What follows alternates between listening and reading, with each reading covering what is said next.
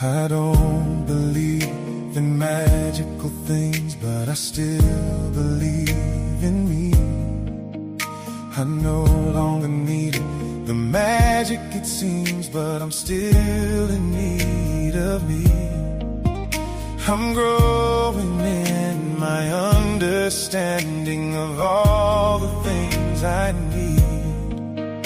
And what it seems I need the most of is reciprocity. I need boundaries for my flowing. I need friction for my growth. I need my participation and my trust in how life goes. I need understanding.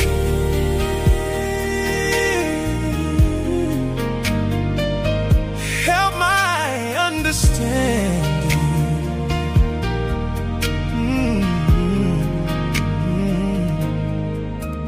I don't believe in magical things, but I still believe in me. I no longer need the magic it seems, but I'm still in need of me. I'm growing in my understanding of all the things I need. And what it seems I need the most of is reciprocity. I need boundaries for my flowing. I need friction for my growth. I need my participation and my trust in how life goes. I need understanding. Oh, I'm here for understanding. Ooh, life needs understanding.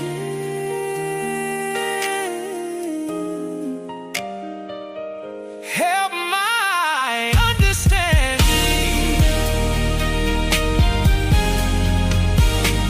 Oh, I don't believe in magical things, but I still believe in me. I no longer need all the magic it seems, but I'm still in need of me. Oh, I'm growing in my understanding of all the things I need. And what it seems I need the most of is reciprocity. I don't believe in magical things, but I still believe in me. I no longer need the magic it seems, but I'm still in need of me.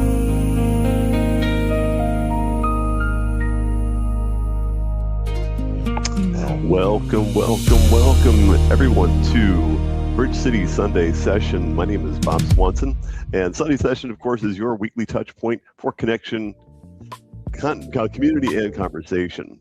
So welcome to everybody who's joining us live on YouTube, or if you happen to be joining us on the global campus, or of course, you might even be hosting a local watch party. Welcome in, and of course, I want to welcome in my pal Mark from Fort Lauderdale, Florida. Welcome, Mark. How are you? I'm good. That song had me a little choked up, actually. That was really good. But yeah.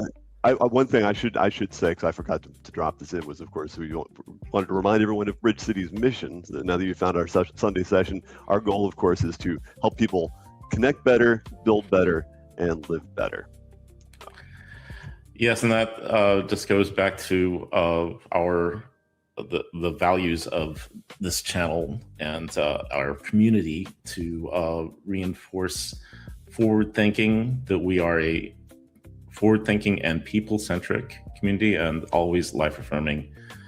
And actually, that's very much in the spirit of today's talk, which is about reciprocity. that life is not something we just receive, but it's also that we need to participate in, that we are going to affirm ourselves. We affirm ourselves in how we act. We affirm each other as people in how we act and how we live our lives. And it's a way that we can move everyone, ourselves, and the entire community forward. So I think that this is a really good, valuable message today.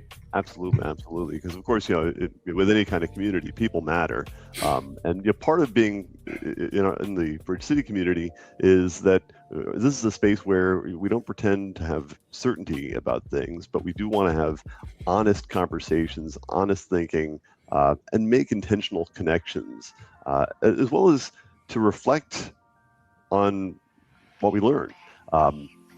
Everyone is welcome. There's no real pressure. And you don't even have to agree with absolutely everything in the conversation to be part of the conversation. Yeah, we definitely want to make sure that if you're a first-time guest, welcome. We are so glad that you're here. Your presence here makes a difference, and we always appreciate you showing up whenever you can. So yes, and please do blip that the QR code there that you see on the screen. That is a free gift for our guests. It's really just it's a helpful tool for navigating connection in real time. It'll get you familiar with the Bridge City campus. And also for our current members, I'd like to extend the same kind of welcome. We always love seeing you show up every week. And just as today's talk is going to talk about participation as well, and so participation in our lives in general, not just, it's great to have you participating with us. We want more participation in this community, and just really be intentional in one's lives. So the theme today is reciprocity. So what do you think about reciprocity? Reciprocity, yeah. So I think that this is trying to understand how life is. There's a lot of give and take in life, and but it's not necessarily transactional. And this is the thing. If we can't focus on the transactional, I think unfortunately there's so much of our society does in fact focus on what is transactional. Yeah. What can you do for me? Yeah. Just how we build our entire financial system and stuff is all completely, everything is on transactions. So, but yeah, the idea is to create a better community, to build better, and to create growth.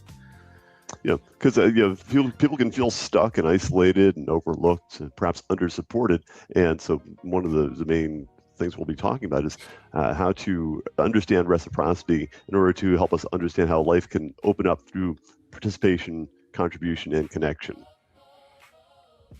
Yeah, so we wanted to ask those people who are online right now in the chat, so in what area of life do you need better reciprocity? See if anything pops in there. What people might come up with.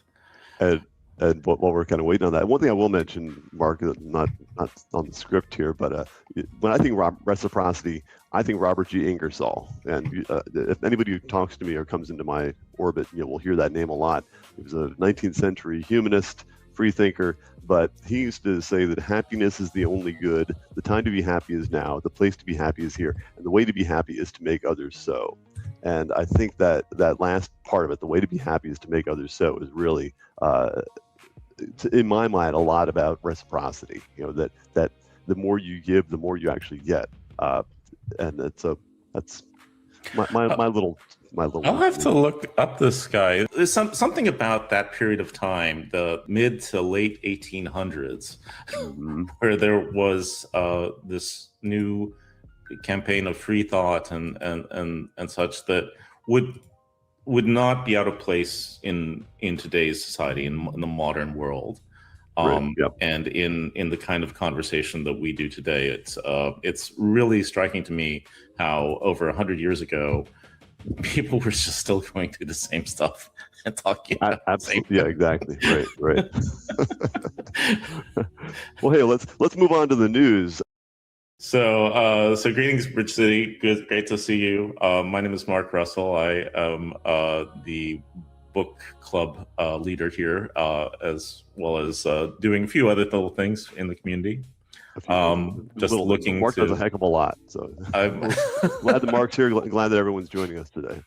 I did want to mention that this is Pride Month, and so I just wanted to bring that up to say that we're also here at Bridge City in thinking about celebrating Pride, figuring out how to celebrate Pride. And I was thinking about this because so many times you see these people who protest like Pride, and they are saying that it's against the Bible and stuff. But in fact, it seems like this is such a big misunderstanding, because what is being celebrated is not what they're talking about in the Bible. Biblical pride is more like that arrogant self-exaltation and contempt.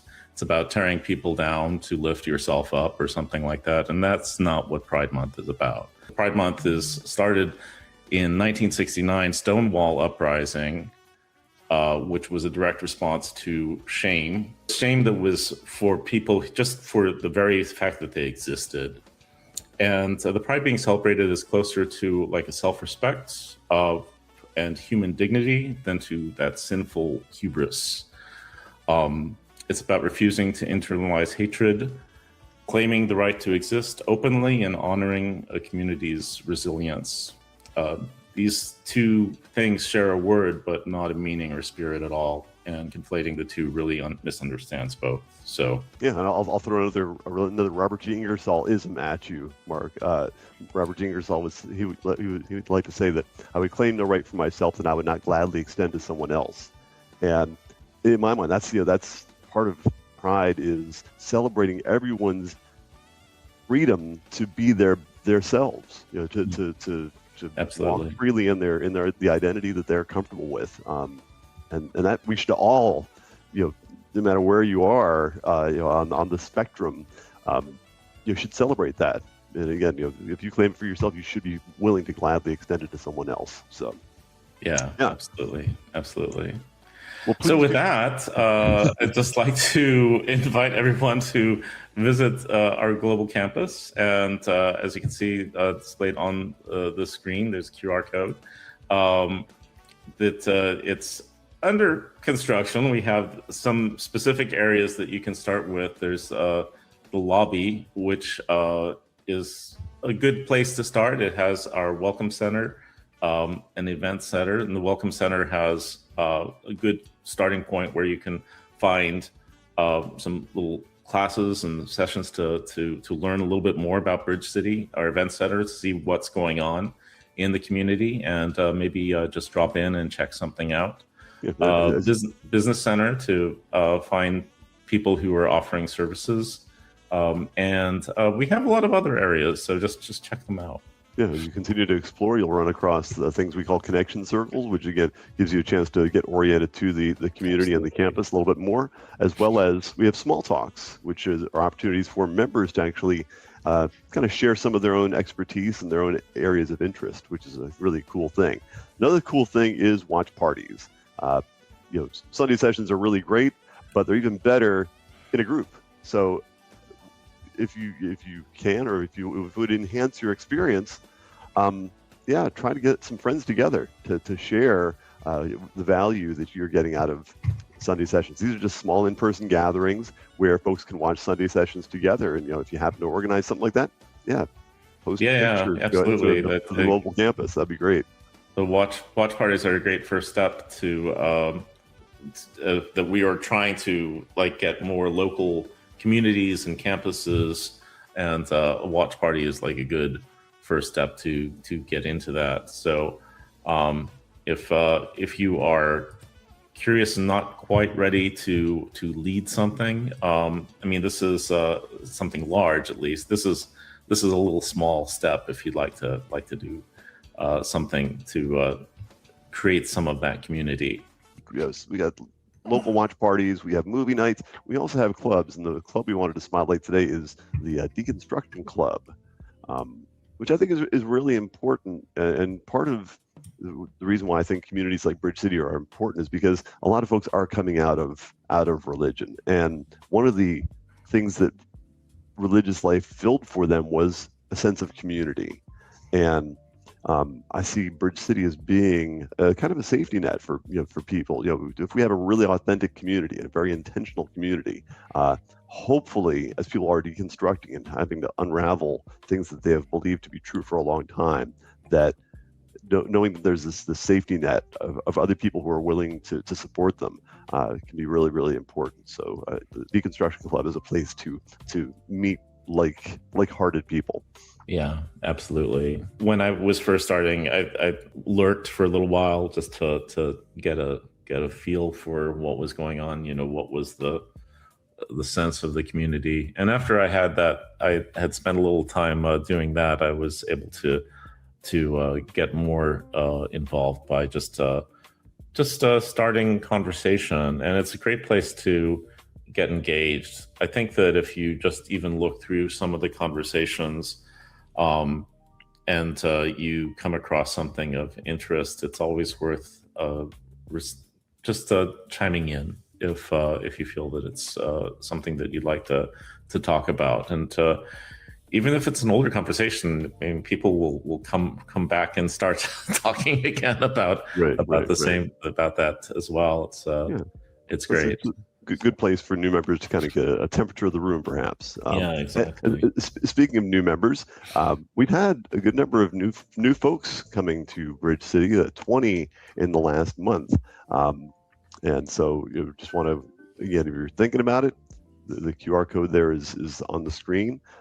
It's sometimes uncomfortable or it can be a little bit scary to join a new community, especially if you've come out of a religious community. But we hope you find this to be a welcoming spot. Yeah, but I mean, then exactly. So, like when you go to church, the way that you would meet people is like either at like the coffee hour afterwards or something like that.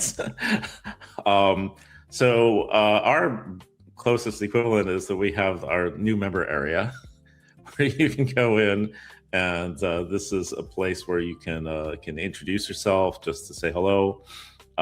It's a great place to just start that step to it. In your introduction can be as simple or as detailed as you want it to be. You absolutely don't have to lay out your life, but you want to just get yourself into the room and start chatting. It's a great place to start.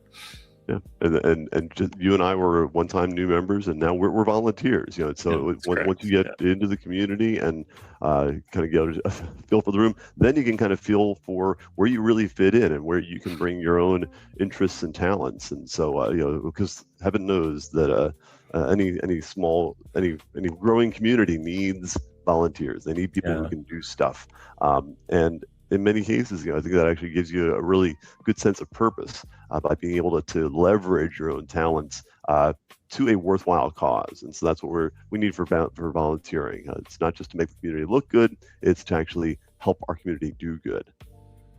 Yeah, there's lots of opportunities and place to create to find work within the community and to be the bridge, as it were, so that you can see that vision. So, and to help build the bridge, we also, of course, need resources, including money. So every second Tuesday of the month, which is going to be this coming Tuesday, is our Giving Tuesday. We don't have tithes in our community, but we do depend upon the support of community members to, first of all, take care of some of the basics of getting us on the stream and all that kind of stuff. But other ways of supporting the community, we're trying to set up a nonprofit status, and of course that requires some legal fees, et cetera, et cetera. So what you can contribute will go toward keeping and building the community. We don't ask for you to give something that you don't have. Right. Nobody should be extending themselves for with things that they just don't have. I think I've been in that situation before. I have maybe been a little too generous, and you need to keep in mind where you are with yourself and what you're able to do. So sometimes if you can't give financially, though, too, as your time is always valuable as well, as far as if you want to volunteer in any capacity as well. So let's just wrap things up. Visit the Global Campus, check out a watch party, join tonight's movie night, Normal Heart. Check it out, and then join into the conversation as well. Check out our clubs. When you are on campus, welcome new members in as well. Be a participant in welcoming new people in, and choose to get involved. And when you can, support through our Giving Tuesday.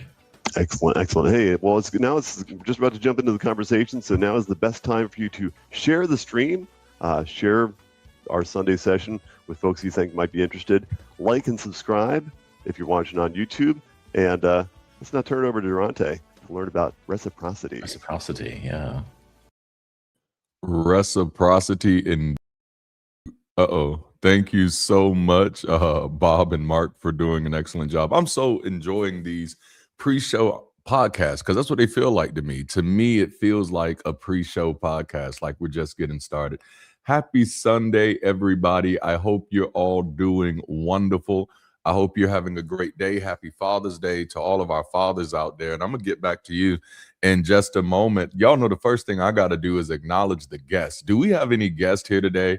Listen, if you are a guest, if this is your first time here, we got a gift that we want to give you. It's a real nice way to learn more about Bridge City, who we are, what we've been up to for the first half of the year. It's an exciting piece. It's absolutely free. You don't have to give us anything for it because you've already done enough by showing up. This is a thank you for your presence. And as you'll find out in today's conversation, your presence is a part of the economy. We're grateful anytime somebody shows up in one of our sessions, whether it's local or virtual. You're a part of this wonderfully diverse and growing and caring community. Man, Wilson, it's great to see you in here. Man, great to see you back. Shell, Dark Light, Jude. Man, it's nice to see y'all. And of course, y'all see our community is global. So if this is your first time here, please visit the link on the screen to get the gift that we have planned for you. And also, whether it's your first time, whether this is your second time, hopefully it's not your last time, but whatever time it is, let us know where you're watching from. You never know whether you're watching now or later. You might find out that you're watching with your neighbor. I didn't mean to make that rhyme, but it did what it did. Elroy recently signed up for Bridge City. Awesome. Nice to know. Make sure you introduce yourself in the new members welcome area so we can get to know you. I'm glad our community has grown like crazy over this past year. I think this year we went in with maybe 30 to 50 members, and now we're crossing over 218 members. So we've been doing the dang thing.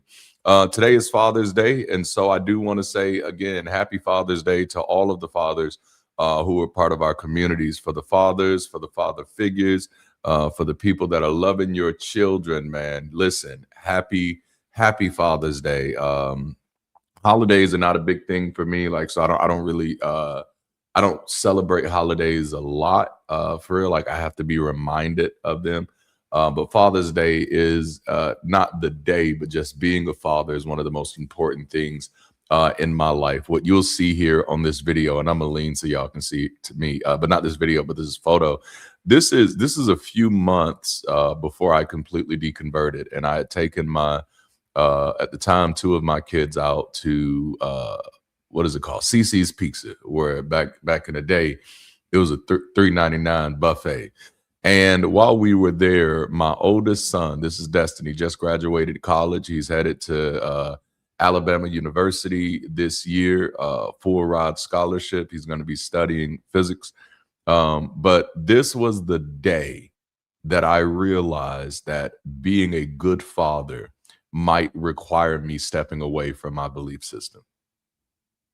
That like, come on, since we're talking about Father's Day, this picture is the day that as a father, I made the decision that my beliefs might be presenting me from being the best parent that I could be.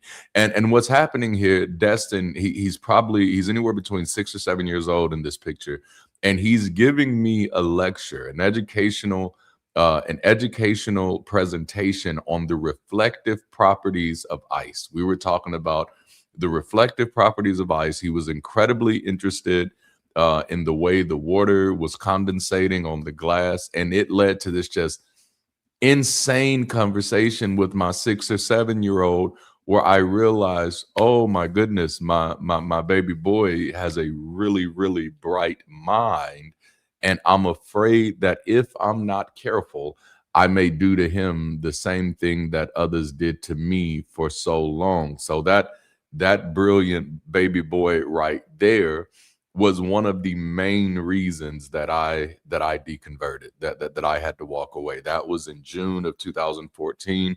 In October of 2014 is when I left the faith. So yes. All right. So let's kind of jump into this again. Happy Father's Day if I haven't said it enough. Also happy Pride Month. It works together. All right. So welcome in, everybody. We kicked off a new series last weekend, voted on by the members of our community, or the weekend before last. And this was voted on by the members of our community. And this one is called Reciprocity. Thank you, Jude. This one is called Reciprocity. This is our current series. Now, the series that we're starting next month, I'm just going to go ahead and plug. Don't miss it. It's called Headcanon.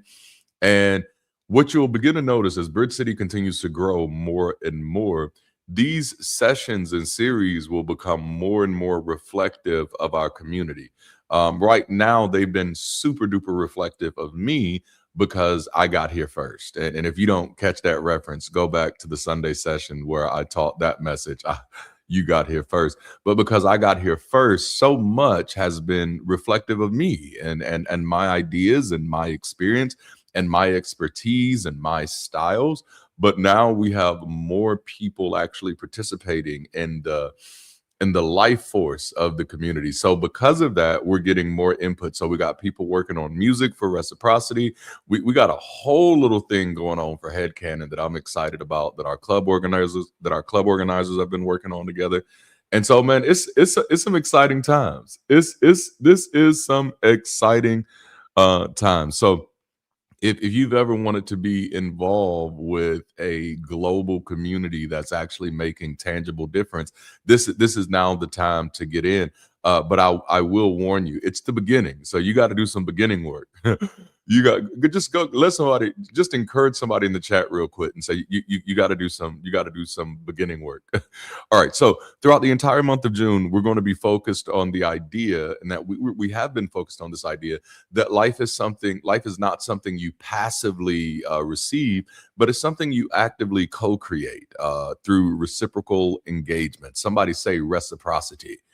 This is what you invest in relationships, community, and even personal growth. These things directly shapes what you experience in return. And I've been very careful about that framing. We've been very, very careful about that framing, because yes, I do want you to understand that, like, hey, what you put in is kind of what you get out. But there are some nuances to that. And we open this conversation up with what life is not a vending machine, because the truth of the matter is sometimes you can put in and still not get back. Y'all better talk to me out there. So what we're talking about is we're getting an understanding of reciprocity as healthy circulation, that life works through circulation. Okay, when circulation breaks, people either become drained or disconnected. And I just want to pause here and parenthetically insert that when you start feeling drained and you start feeling disconnected, I want you to resist that knee-jerk trigger to disappear. damn, this is good. When you start feeling drained or when you start feeling disconnected, I want you to resist the urge to disappear. And instead of disappearing, realign. Because if I'm feeling drained or if I'm feeling disconnected, this is a circulation issue. Now I'm talking about last week and the week before that, but I just felt that in my mind of minds. And so as we said the week before last, reciprocity is not about keeping score. It's the circulation aspect. It's about keeping life moving. So let's proudly get into week 3. I want to start with something that sounds simple, and man, this sounds so simple. But if you really sit with it, it might change the way you see your relationships, your community, your leadership, your family, your work, and even yourself. Okay, watch this. Nothing keeps moving. Oh, look at there without energy. I hope y'all came for me today. Listen, I was actually supposed to pre-record this session today because it's Father's Day. And, you know, we actually do have a lot of fathers on our team. And so I was supposed to pre-record, but I started getting in these notes on Thursday. And I think it was about when I got right here. And I was like, nah, bro, we got to have this conversation live. Listen to me. Nothing keeps moving without energy. And I mean nothing, not a planet, not a star, not a body, not a business, nothing keeps moving without energy. This is why I said when you start feeling drained or disconnected, before you disappear, realign. Y'all better, before you disappear, discern. Because nothing keeps moving without energy. Not a marriage, not a friendship, not a movement. And listen, we're building a movement. We're not building a museum. We're not building a monument that one man can stand under. We're building a movement. Nothing keeps moving without energy. What this movement needs more than anything else is it needs the energy of you. Yep, it needs your energy. That's really what we're talking about when we're talking about reciprocity. We're talking about how energy interacts. Okay, listen, nothing keeps moving just because it moved before. All right, this thing has to keep going. I don't get to do one Sunday session and then walk away and just be like, all right, we good for the month. No. I don't get to just build the platform and say, no, everything that is needed is already there. Nothing keeps moving just because it has moved before. A planet does not stay in orbit because it had a good week. A star does not continue to burn because it has good intentions. A cell does not stay alive because it just loves the idea of being alive. Everything that continues has to be sustained. It's more than just loving life. You actually got to do a good job of living life. Can I run that back? Because it wasn't even in the notes. It is more than just loving your life. You've actually got to do a good job of living your life. Many people were born but never learned how to live. How you learned how to be alive but never learned how to live? I feel like preaching in this little atheist, non-believing, humanist, free-thinking gathering of folk gathered from all across the globe. I feel like preaching a little bit, just a little bit. No. It's one thing to be alive. It's a whole nother thing to learn how to live your life. One of the reasons I get up every weekend and do this, even though it don't make sense to a lot of people, one of the reasons that I do it is because I want to help people. Yeah, come on, Rihanna, help me say it. Live your life. All right, y'all better talk to me. Listen.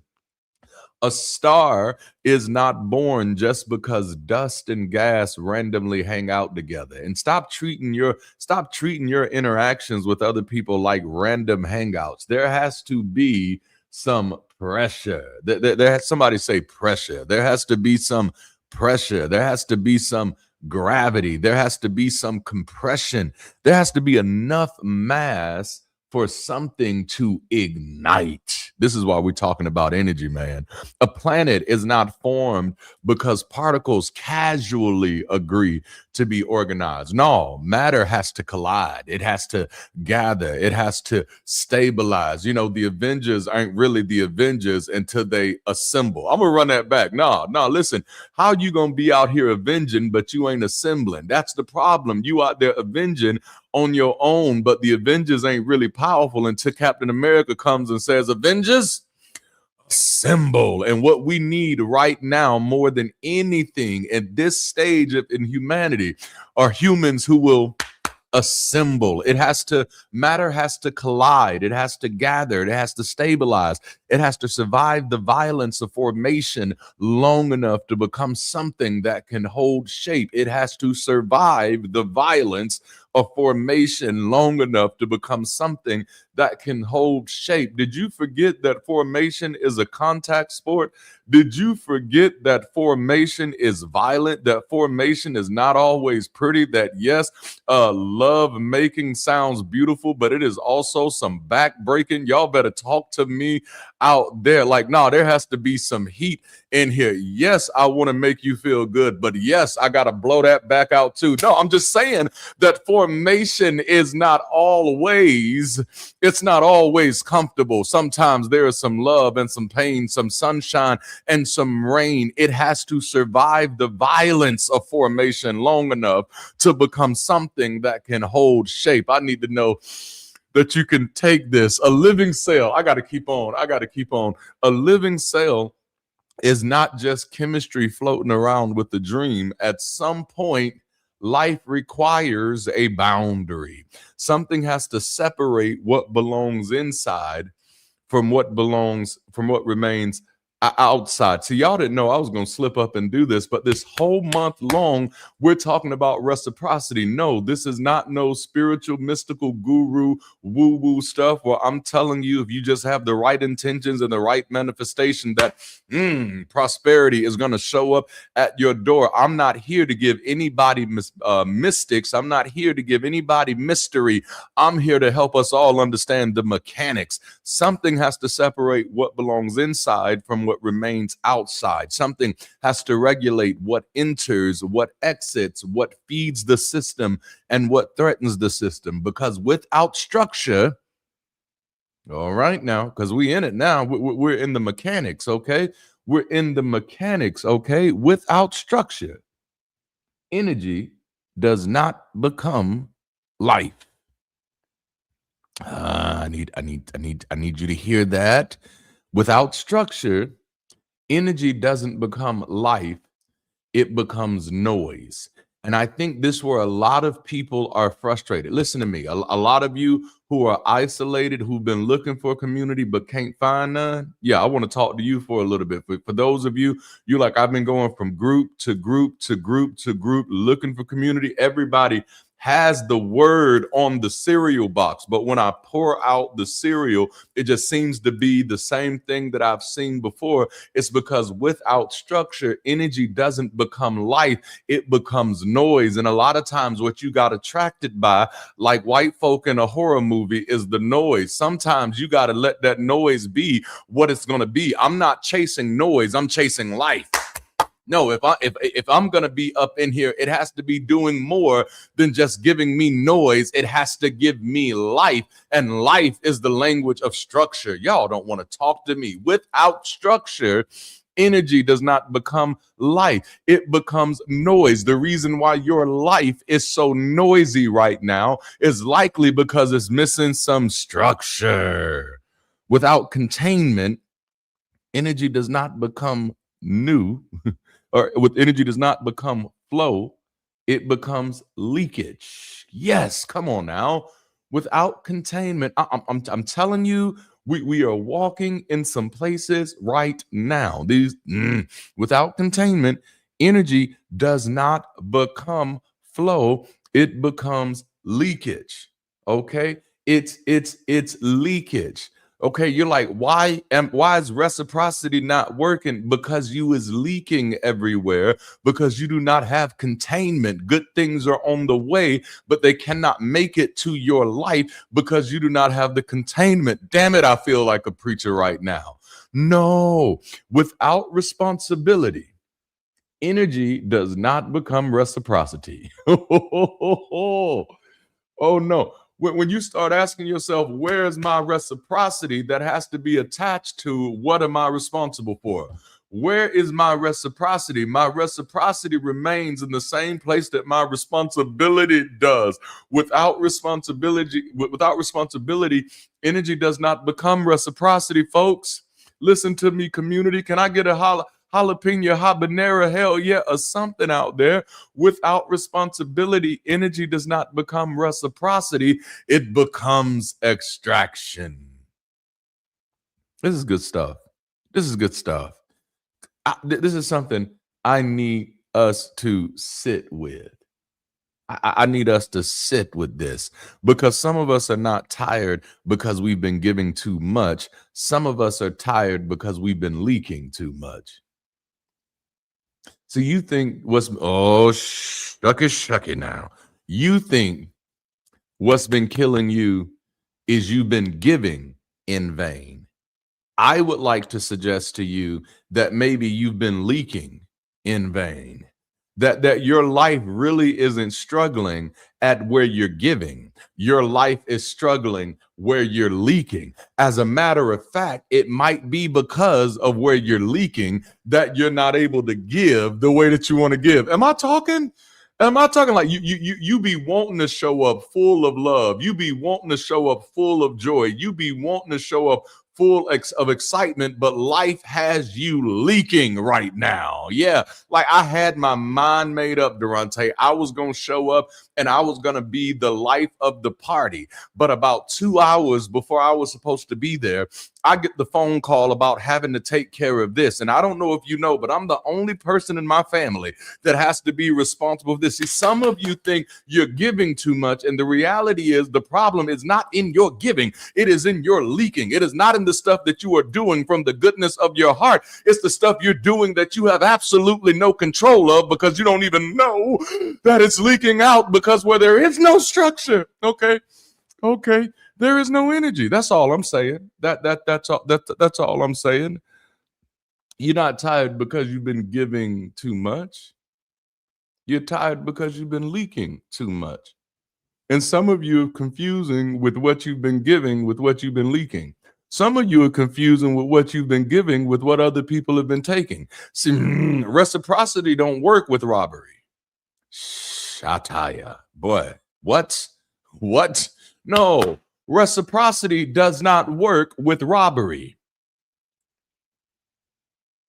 If they're taking it from you, you're not giving it. You can go and hang up that karmic responsibility of coming back. That is gone unless you go get it. And maybe that does need to be some of the messaging, because some of us come from theology that taught us that God was going to get it, or that it was stored up for the just, or the preacher man was going to prophesy for it, or the prophet was going to bring it forth. But I'm here to remind you, if somebody took it, it's up to you to go back and get it. Y'all, I'm just talking my talk this morning. That's all. This just this beautiful Sunday afternoon. I am just talking my secular human talk. I'm just saying maybe the problem isn't what you've been given, is how you've been leaking. See, some of us are not frustrated because nobody cares. Some of us are frustrated because we keep expecting circulation from systems we haven't helped maintain. See, watch this. You can't keep creating the same input and expect a new ecosystem. Your ecosystem is not going to change if it keeps receiving the same thing. You can't keep starving the same relationship and expect it to overflow. Have you ever expected a relationship to improve that you are physically starving, that you are actively starving? You're expecting you're expecting improvement where you're starving it. Let's go there. No, I want my marriage to get better, but you're starving it of communication. No, I want my friendships to get better, but you're starving them of consideration. No, I want my community to get better, but you're starving it of participation. I'm just talking. You cannot keep underbuilding the same organization and expect it to scale. This is often sometimes my problems with political talk, and I'm not going to stay here too long, but I'm like, are we going to keep underbuilding the same thing that hasn't been working? I think it was Einstein who said doing the same thing, expecting different results, is the very definition of insanity. And I'm willing to be a lot of things, but insane is not one of them. If it wasn't getting me results yesterday and the day before that and the day before that, I got to be willing to call an audible on the play. I got to be willing to pivot, y'all. I got to be willing to pivot. You can't keep withholding your presence and expect to feel deeply connected. You can't keep protecting your image and expect to participate in real community. At some point, the question becomes, what am I feeding? What am I maintaining? What am I building? What am I leaking? Which part of me is coming out that I'm not even trying for me to come out? I think that was the question we asked last week, is that when stuff keeps showing up in your life that you don't want to show up in your life, the realistic question is that you got to ask yourself is, why am I so good at this? How did I get so good at this that even when I'm not trying to be a fool, I'm showing up as a fool? When did I get so good at being the fool? Y'all better talk to me. What am I leaking? What am I demanding from a system that I'm not helping to sustain? What am I demanding from things that I'm not maintaining? Okay, the big point of all of this, and if you're a note taker, this is a great place to jot this down. This is the title of today's conversation. I'm sorry it took me so long to get here, but there is no free energy. When I first started my collegiate career, when I first started in college, I was going to be an educator. My goal, I wanted to start off in secondary education and then eventually move on to collegiate level education, teaching undergrad and then grad school, which now I'm working on trying to figure out a way to make it happen to go back so I can complete my master's, so I can actually pick back up. But I knew for damn sure I wasn't teaching an American middle school or high school. Hell no, I'm not doing it. I don't know if you've been through the public teaching system. It is not encouraging. I tell you, it's not motivating. No, not even a wiggle. No. But one of the things that I'll never forget while going to school to be a secondary English teacher, which is what my major was going to be. I'll never forget when they said this to me in class. If I had a chalkboard behind me, I'd write it. It was TNSTAAFL. Tenaciful. That's how I'm going to pronounce it. It may not be pronounced that way. That's how I'm going to pronounce it. Tenaciful. It is tenaciful. What tenaciful means is there is no such thing as a free lunch. Oh man, that thing bothered me. Oh no, that bothered me, but it is based in this very simple principle. There is no free energy. That's the subject of this weekend's conversation. Whatever we want to keep alive will require continuous input. Why? Because there is no such thing as free energy. You're going to get the taste of it out your mouth. There's no such thing. This is why perpetual motion can't exist. This is how scam artists keep getting you. They keep convincing you that energy is free. They keep convincing you that perpetual motion has already been achieved. Anytime somebody sells you a plan where they tell you that all you got to do is this, and then it's just going to keep on keeping on by itself, they are violating this very simple principle. There is no such thing as free energy. So often when we think of reciprocity, we think of karmic phrases such as what goes around comes around. The phrase what goes around comes around implies a closed, perfectly balanced loop where energy or karma is perfectly conserved. Now, in physics, the problem with this perpetual motion concept, because that's what it is that no real system is perfectly isolated. I hate to take you to school for a moment, but we got to go there to make this sense. If we're not going to ground our conversations in supernaturalism or in doctrine or in dogma, we've got to ground it in objective reality, and we might as well throw some science at you while you're doing it. Friction, air resistance, and entropy ensure that energy always degrades. I need that to hit you in the city of your sanctified soul, as we used to say in the Baptist church. No, entropy ensures that energy always degrades. You know, you get tireder as you feel older, baby. That's entropy working on your back. You can never get out exactly what you put in. I promise I'm about to make this make sense real good. I promise. First law of thermodynamics, okay? Energy cannot be created, I love this, or destroyed. A machine cannot output more energy than it takes in. Oh, okay, let's sit there for a minute. A machine cannot output more energy than it takes in. Can I set you free real quick? I'm going to step on your toes later on, but just real quick, can we set you free? Can we give you a moment to breathe? Can we give you a moment to stop holding yourself hostage to unrealistic expectations? Look at this. It's on the screen. Hey, look back over here. It's on the screen. Look at this. Energy cannot be created or destroyed. A machine cannot output more energy than it takes in. Please stop beating yourself up for not being able to put out what you have not taken in. Energy, y'all better talk to me, cannot be created or destroyed. You cannot output more energy than you are taking in. So when you feel like you are not enough, and we're going to talk about this, when you feel like you're not measuring up, when you feel like you don't have enough to give, when you feel like you're not showing up with everything that everybody else shows up, you need to understand that you cannot put more out than you have taken in. You've got to be willing to take inventory over your life and be honest with yourself and your circumstances and your conditions in the context of your lived experience, and be able to sit down sometimes and say, I just did not have what everybody else have. And so I cannot keep expecting myself to produce at the same level of other people if I do not have an environment where it's being poured back into me. Stop beating yourself up.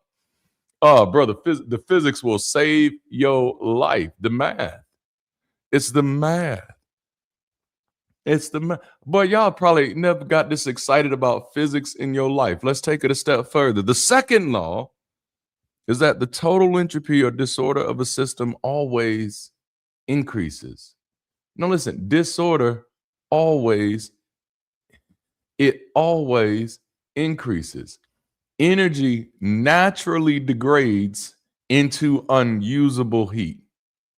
Sometimes just from a social perspective, just making this about you real quick, sometimes you may experience that as frustration.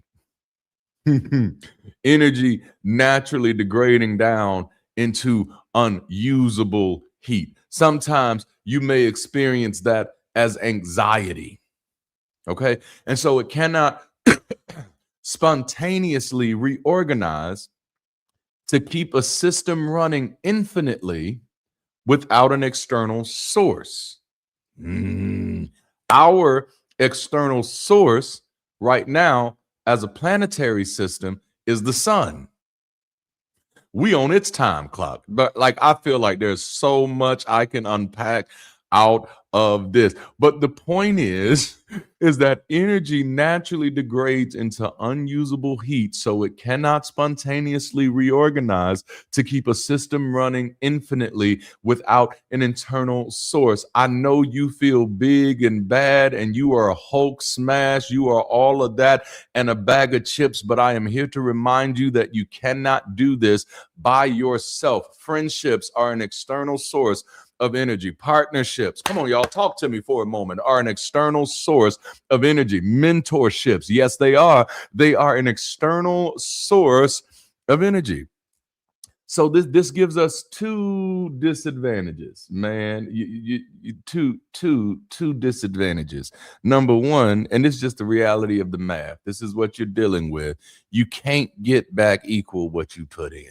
Like, you're just gonna have to sit with that for a minute. Like, that's one of the hardest things you're ever gonna have to face with just your economic reality. That's your real deal.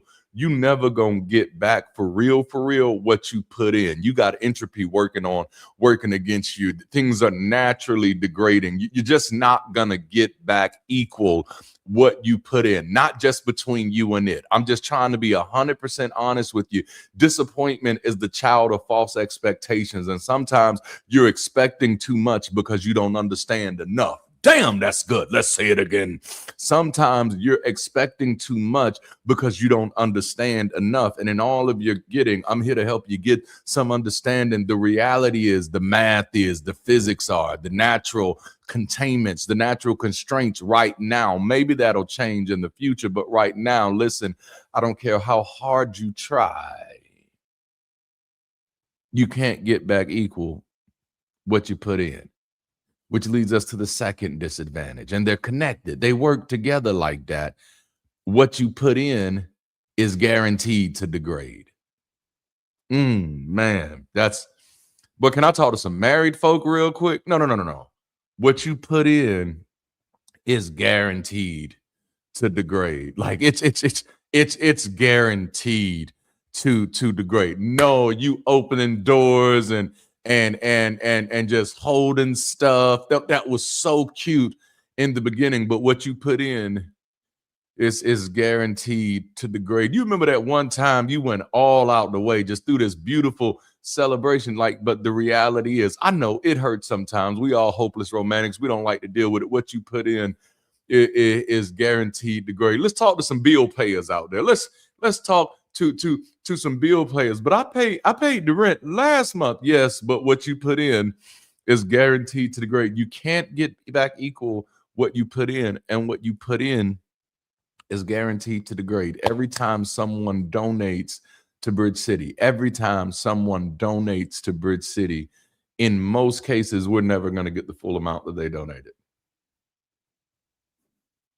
Because what you put in is guaranteed to degrade, because there are ecological forces at work that need to get fed to.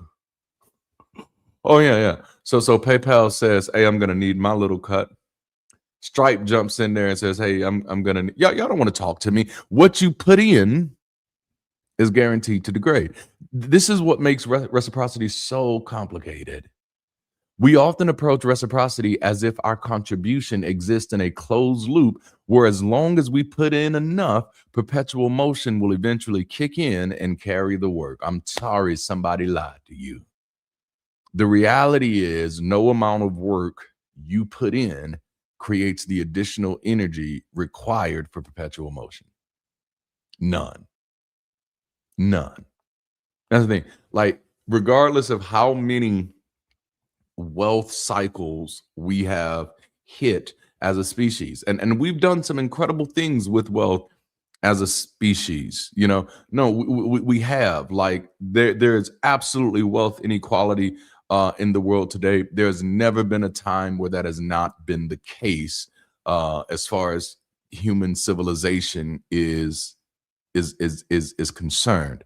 All right. So wealth inequality has always been a problem. There are some systemic issues at work there that do not change just because we're mad at it. But the thing that I want to highlight is that we've crossed several thresholds of wealth.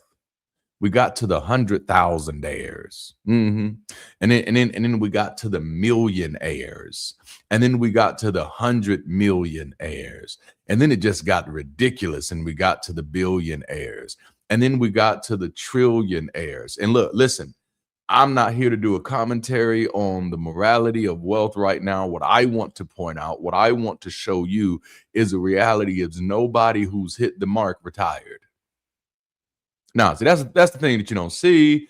That's the thing you don't see. Nope, nobody who's hit the mark retired, because what you put in is guaranteed to degrade.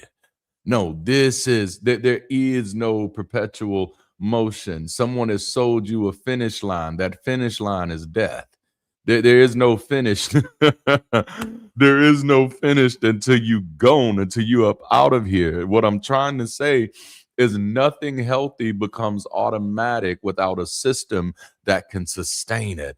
No amount of effort creates perpetual motion. No amount of sincerity cancels entropy. No amount of giving makes up for a system that keeps wasting, leaking, scattering, or misdirecting energy. Collective ecological reciprocity is how we optimize energy output and mitigate energy waste in ways that maximize redistribution of benefit to the participants. I know that's a lot of words, but I promise you, your boy is going to make it make sense. What I'm saying is there's not enough you can do by yourself to make reciprocity work for you. I don't care what that guru says. I don't care how long you stand in the mirror and say money is coming my way. I don't care how long I don't care how many vision boards you create. I don't care how many mind maps you map out. I don't care how many people you give a special offering to. None of that is how reciprocity works. Reciprocity is the byproduct of healthy relationships. Yeesh. When my reciprocity isn't working, there's something wrong with my relationships. Okay? Reciprocity works in tangent with our collective ecology. Again, it's how we optimize energy and mitigate energy waste. Okay? This is what what we've been calling ever since falling in love with reason. We've been calling this partnership math. We've been calling this partnership math. This is where partnership math kicks in at, where 1 + 1 doesn't just equals 2. It's no longer limited to a result of 2. When you start working together, all of a sudden 3, 4, 5 becomes a possibility because participation creates emergent possibilities. Okay, let me explain, because some of y'all looking at me like that boy done lost his mind. It's okay. I used to be slow too. You slow, but you are worth waiting on. You is kind. You is nice. All right, let's go. Let's go. Okay. Flight in birds is a product of biological evolution. All right. Formation in flight is an emergent property. Like there is nothing that we can look in their biological makeup that says, why do you do this? Okay. So birds fly in a V formation primarily to conserve energy during long migratory flights. Y'all gonna get this Nature Channel today. You gonna get it. By flying just behind and to the side of the bird in front, they ride the rising air currents known as upwash, which reduces wind resistance and allows them to travel much further without tiring. Each bird reduces drag, saving roughly 10 to 30% of their energy. Okay. What I've been saying all day so far is there is no free energy, but collective reciprocity is how we save more while still managing to accomplish more. Let me make this make sense now. When birds fly in a V formation, something changes. It shifts. Okay. They are not creating free energy. Mm-mm.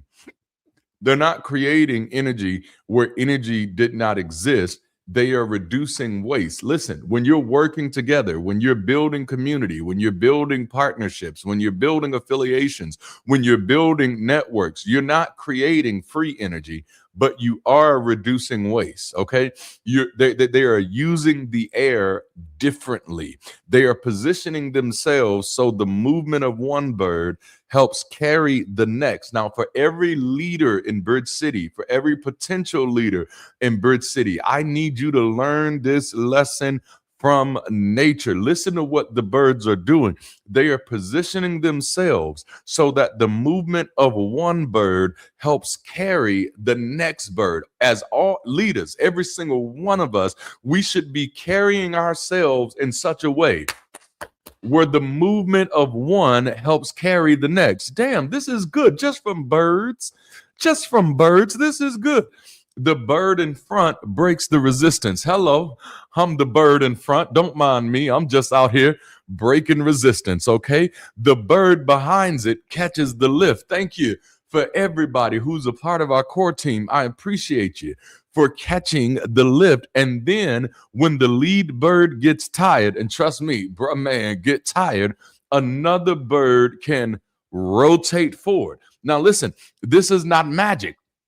It's structure, okay? This is not free energy. That is collective reciprocity. The power is not just that everybody is flying. The power is that they are flying in a way that saves energy while extending distance. Can you organize in such a way that saves energy while extending distance? Can you build your relationships in such a way? Have you ever just been in the middle of an argument and just been like, wait a minute, do we have to be fussing about this? Can you build your relationships in such a way that saves energy while extending distance? Is anybody learning something about reciprocity today? I just hope this is helping somebody, okay?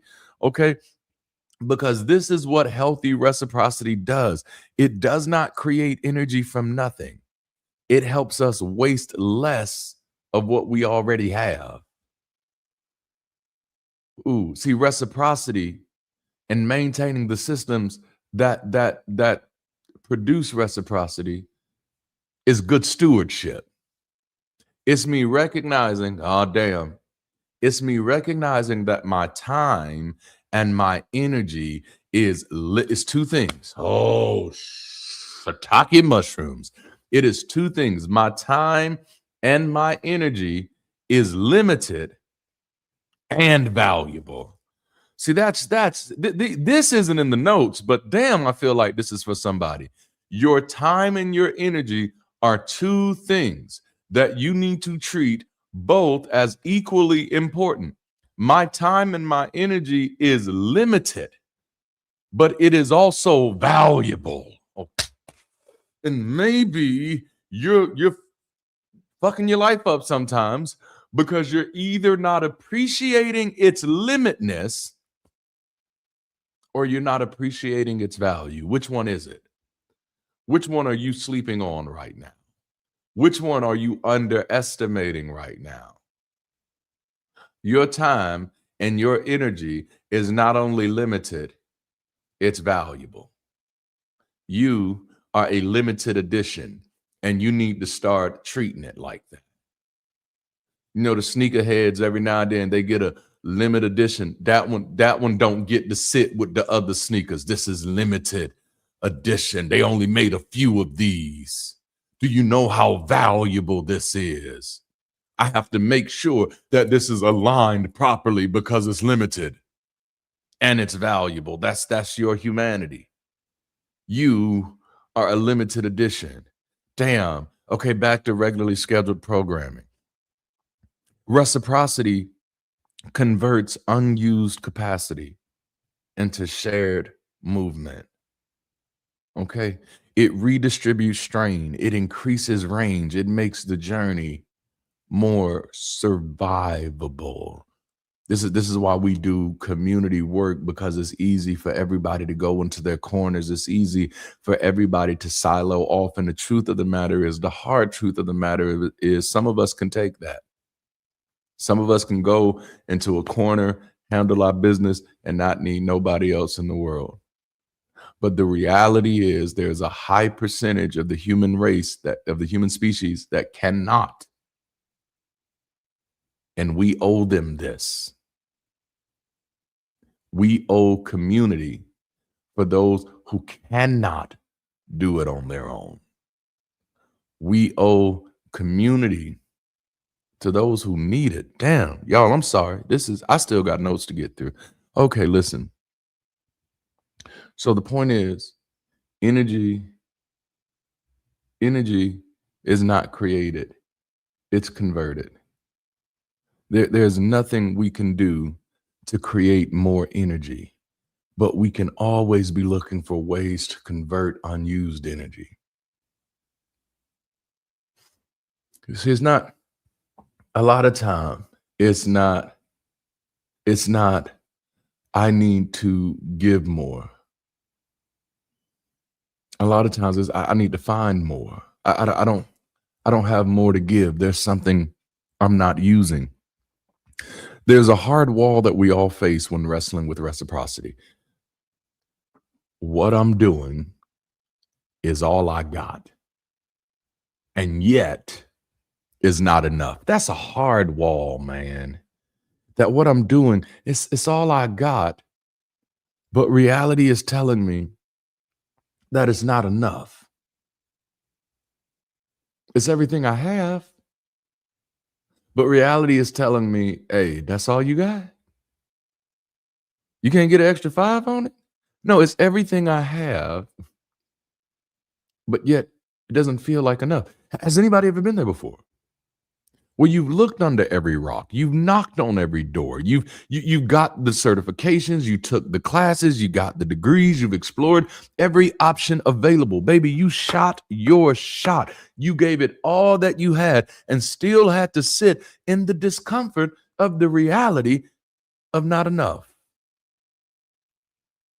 Because entropy did what entropy does.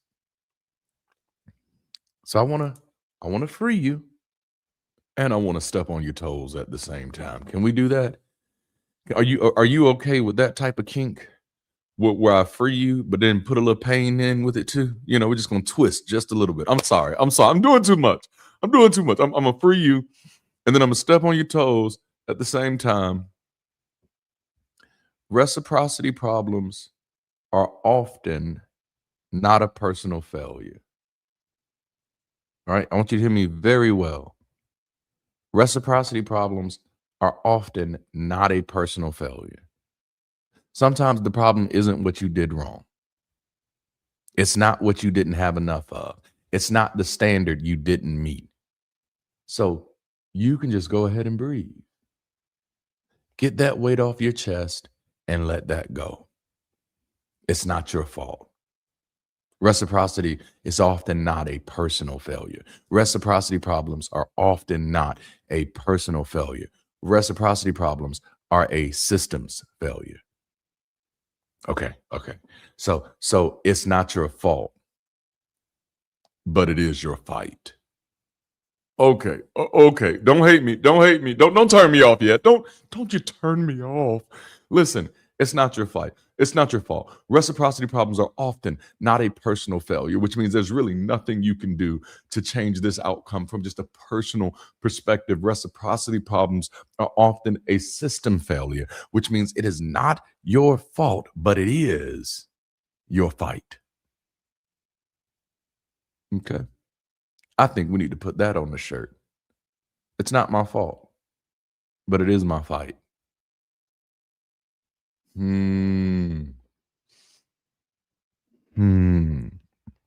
Because once you realize that the problem is systemic, you no longer have to drown in the shame, but you do have to participate in the repair. It's not your fault, but it is your fight. You can't just sit this one out until someone else fixes it. No, it's not your fault, but it is your fight. You can't just wait until things get better. I get it. It is not your fault. You did not cause this, but it is your fight. This systems issue is partly brought on by the superstition that life should function a certain way. The theist bathwater of believing in a God with a design and a plan, and partly from our own social tendency to lean towards passive consumption and criticism over collective participation and responsibility. The result is a worldview tempered by high expectations and low operational awareness. We have high expectation and minimal low participation, which leads to no operational awareness. Yeah, we're going to talk about it. We're going to talk about it. We expect things to work, but we do not understand what it takes to make them work. Yeah. Come on now. No. You've taken that for granted. You've taken for granted that you can just get the remote and press something and something happens. You've taken for granted that you can just pick up your phone and search for something and something happens. You've taken for granted that you can flip a switch and something happens. And so now you have all of these expectations for things to work on the flip of a switch, but you did not get understanding of how those things work. So we expect community, but we don't study contribution. We expect trust, but we don't study consistency. We expect support, but we don't study structure. We expect belonging, but we do not study presence. We expect growth, but we don't study infrastructure. And so we're sitting in the middle of life and be like, I just don't understand. Well, of course you don't understand, you big dummy.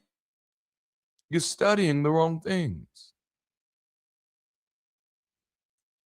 We know more about people we don't know than things that we actually engage. We know where Jay-Z and Beyonce had their children at. Come on now. We know about Taylor Swift's and old dude's relationship. Now, y'all talk to me. We know about all of our politicians' favorite kinks and shames and secrets and all of this other bull. But when it comes to just knowing how life works on a day-by-day basis, when it comes to just knowing our basic ABCs and 1, 2, 3s, we're just flipping switches without understanding and still trying to say, but where's my honey bun? Life is not a vending machine. Y'all wasn't ready for the honey bun, was you? I got you. I got you. This is why reciprocity does not just require good people with good intentions. Reciprocity requires good systems built on good information. This is where life starts exposing us, because many of us have been trying to build something that circulates while refusing to keep feeding the system that circulation requires. If something is going to circulate, you got to be a part of the circulation process. When I was a believer, we used to say all things work together for the good of those who love the Lord and are called according to his purpose. But now, as a person who is situated in reality, I've understood that many things can work together if you are one of the many things that's doing the work. Y'all better talk to me out there. So we want connection, but we don't always want to keep investing presence. We want trust, but we don't want to keep making deposits. We want community, but we don't want the inconvenience of being known. We want support, but we don't want the responsibility of becoming supportive. We want healthier relationships, but we keep bringing the same patterns and expecting a different atmosphere because you're expecting someone else to be more responsible for your patterns than you are. Hiya, jalapeno, habanero, hell yeah. And leaders, this is where it gets dangerous. Because even when circulation increases without infrastructure, what looks like growth can actually be destabilization. So this is why even when our Discord took off and we had a whole bunch of people, I was like, whoa, let's slow your horses. This looks like growth to everybody else, but I'm true to this, not new to this. This is not growth. This is swelling. See, oh, damn it. Y'all are not ready for me today. More people doesn't automatically mean more health. More attention doesn't automatically mean more impact. More motion does not automatically mean more momentum, because sometimes what we call momentum is just a system speeding up faster than the structure can hold, which is why I want to get into point one. And I'm going to try to work through these real quick. Can y'all believe it? We only on point one, but let's go. Here we are.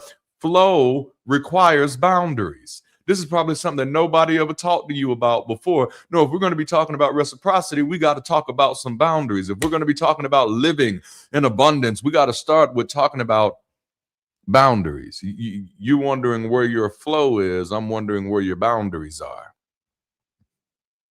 Because the difference between a river and a swamp is boundaries. You're wondering what's happening to your flow. I'm asking you what happened to your no. Oh, damn, this is good. Listen, let's go back to science. I'm going to put my Bill Nye deGrasse Tyson on. All right. A necessary step in the origin of life was the generation of a discrete barrier a boundary layer that serves to separate the living non-equilibrium reaction system from the rest of the universe. Okay. Ooh, a river without banks is a flood. That is so true. I like that. All right. So let me say it. Before a cell can become a cell, it has to have a membrane. It has to have a boundary.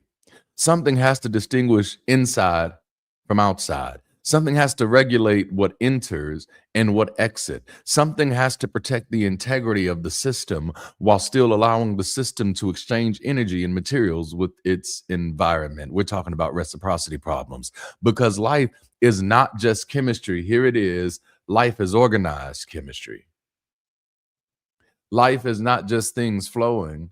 Life is things flowing in an organized way. Life is chemistry with a boundary. Life is energy with structure. Life is exchange with integrity.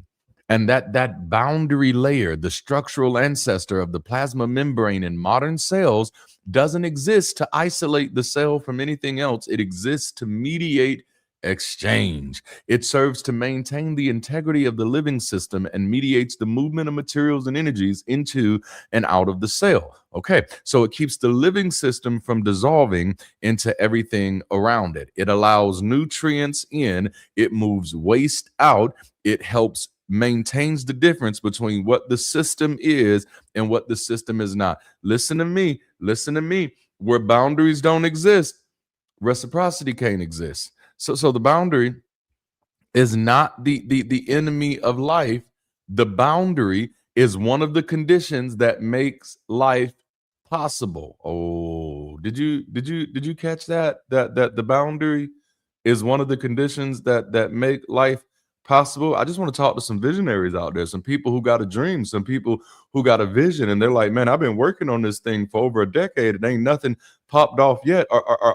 Are your boundaries in place? Because the boundary is one of the conditions that makes life possible. Are you allowing yourself to sit in the fact that you might not be sprouting, you might not be receiving as much as you think you should be receiving, is because you're missing one of the conditions that makes life possible, that makes living possible. And one of those conditions is called boundaries.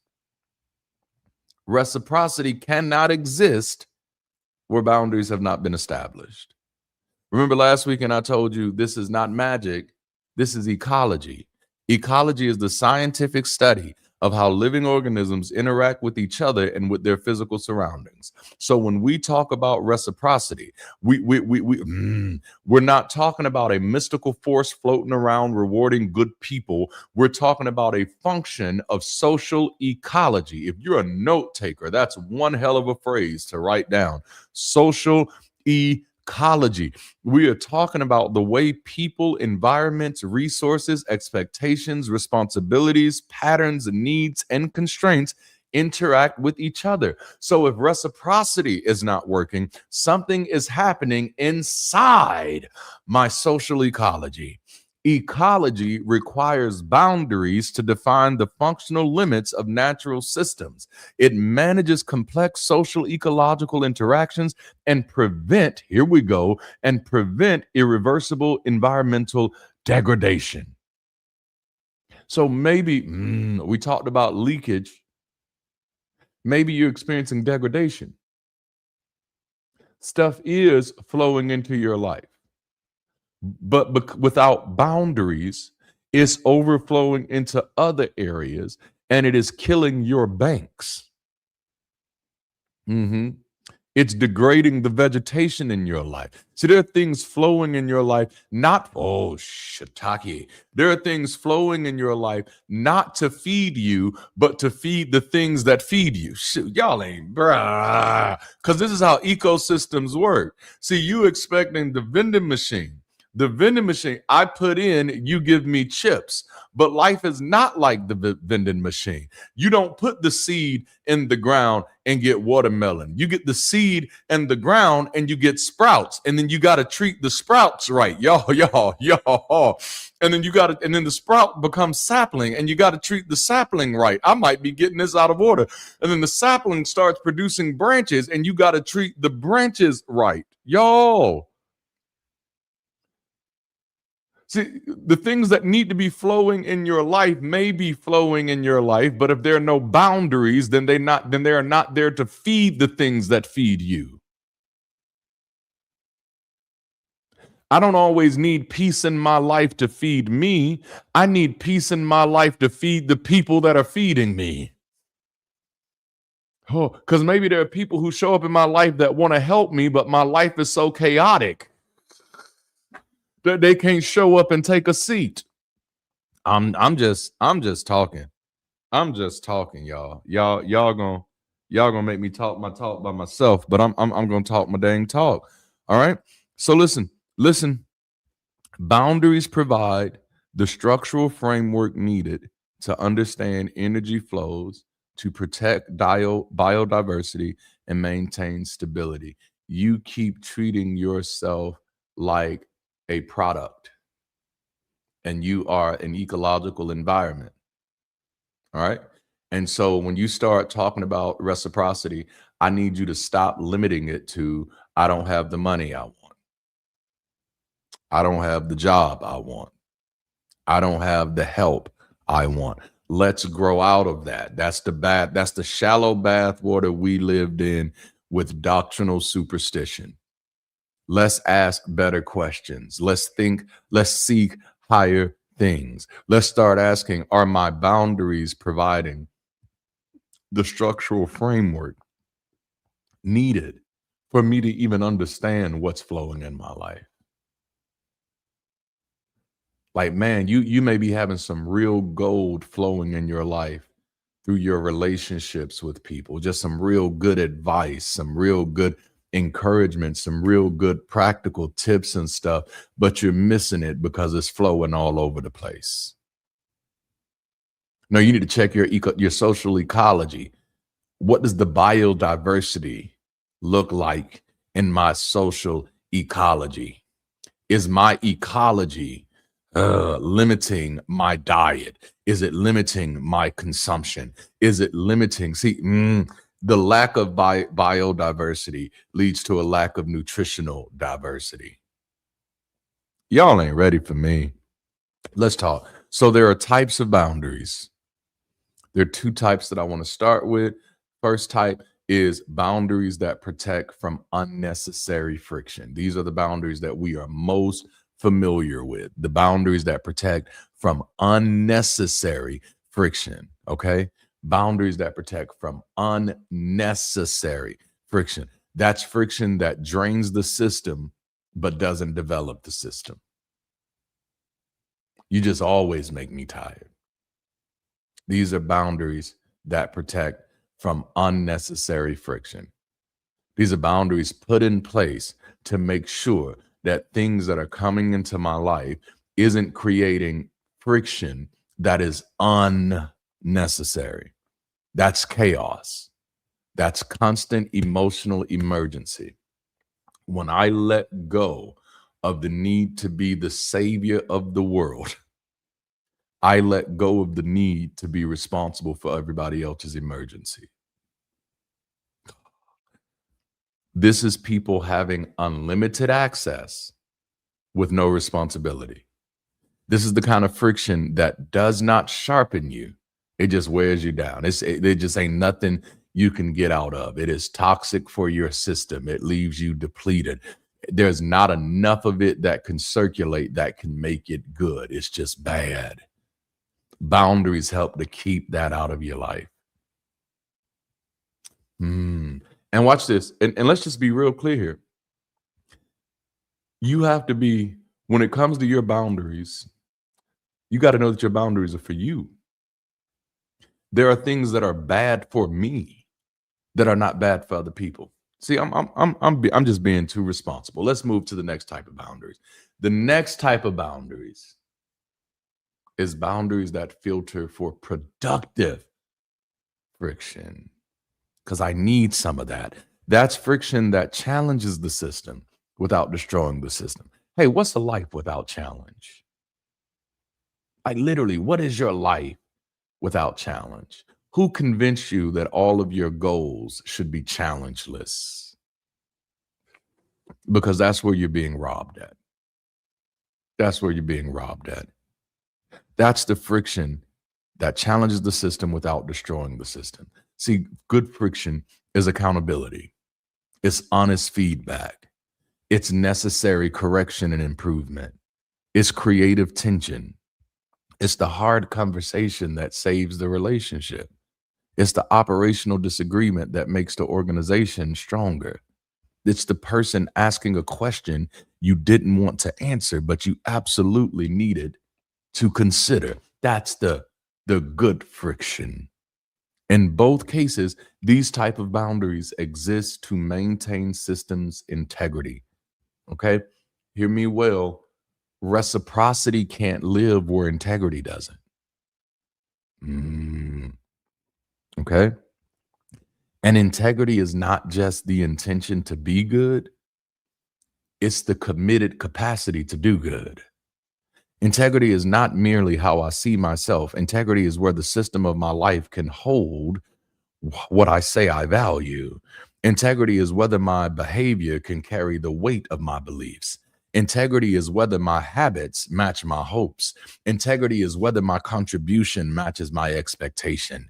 Some of our reciprocity issues are actually integrity issues.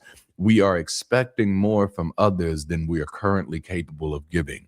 We are demanding consistency while still offering excuses. We are asking for support while withholding participation. We're frustrated that nobody is building what we also refuse to help maintain. We are asking people to honor boundaries that we have not yet clarified. And we're asking systems to hold pressure where we have not helped structure. So yes, some people have boundary problems because they let too much in, but some people have boundary problems because they refuse to take responsibility for what they're putting out. See, your boundaries is not always about your lack of boundaries. Oh, oh, oh. Your lack of boundaries is not always about what you keep letting in. Your lack of boundaries is sometimes the stuff you can't stop yourself from getting into.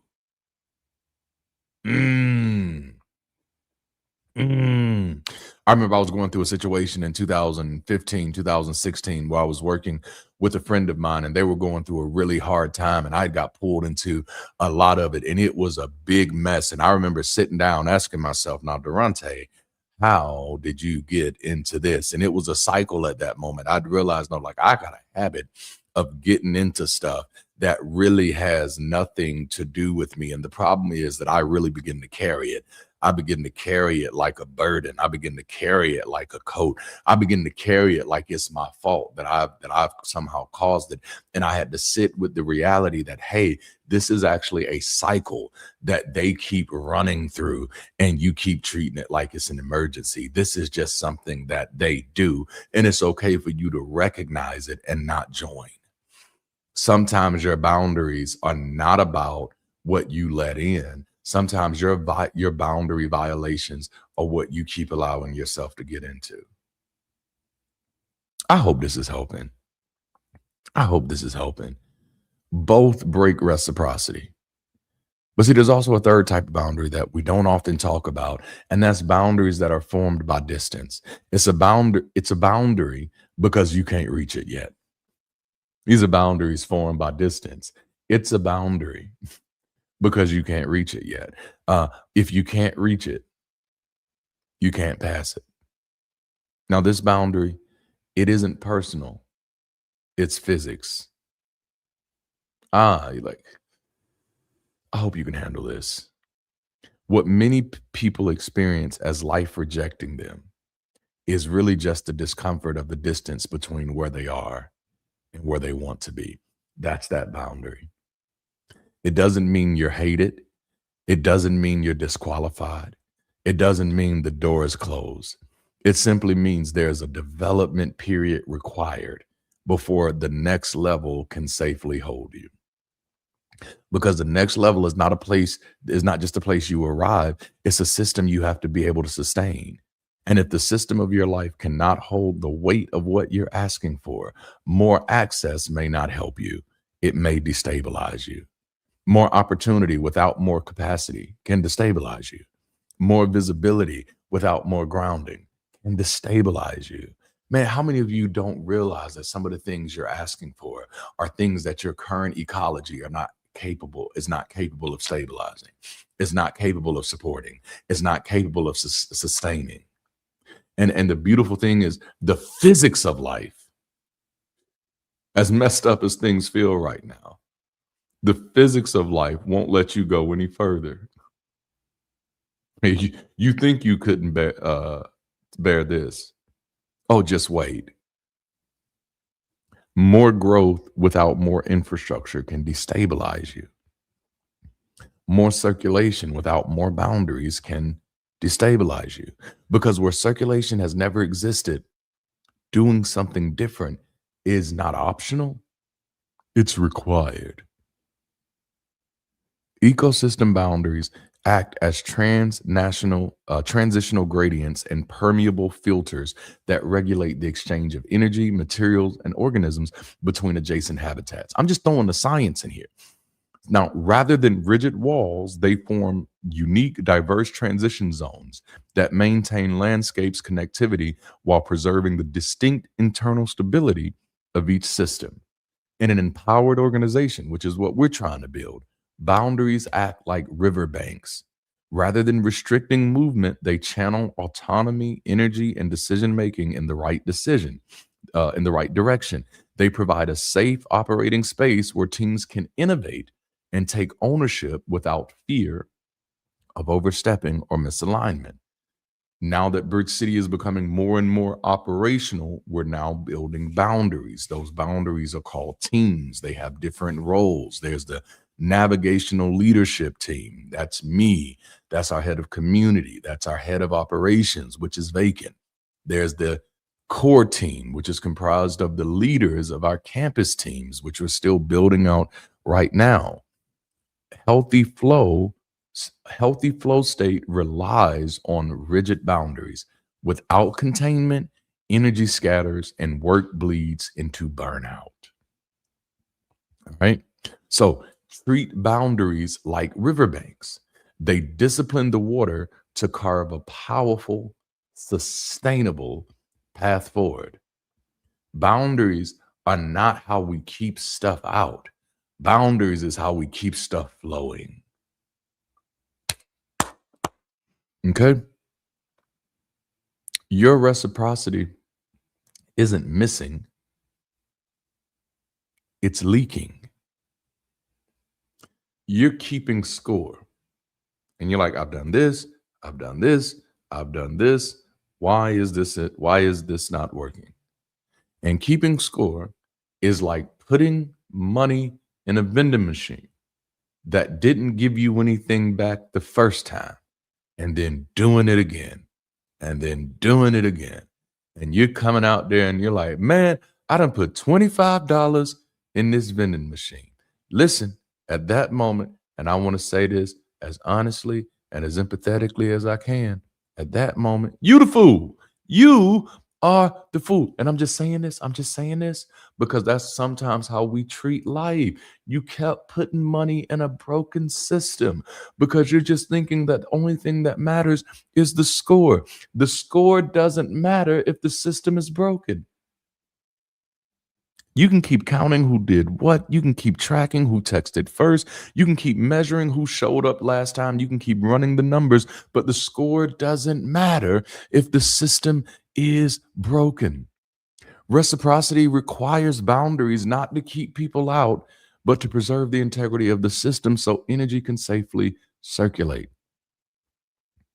This is us graduating from I need boundaries so people can't hurt me to no, I need boundaries so my energy can remain available for what I'm actually compelled to build, to become, and to participate in. I need boundaries because the people connected to me deserve a version of me that's not constantly leaking, scattering, reacting, and resenting. Okay, so let's move on because I got to wrap this up. But to recap and drive the point home, if you have a flow problem, you likely have a boundary problem. But catch this: when you start setting boundaries, your flow is going to create friction.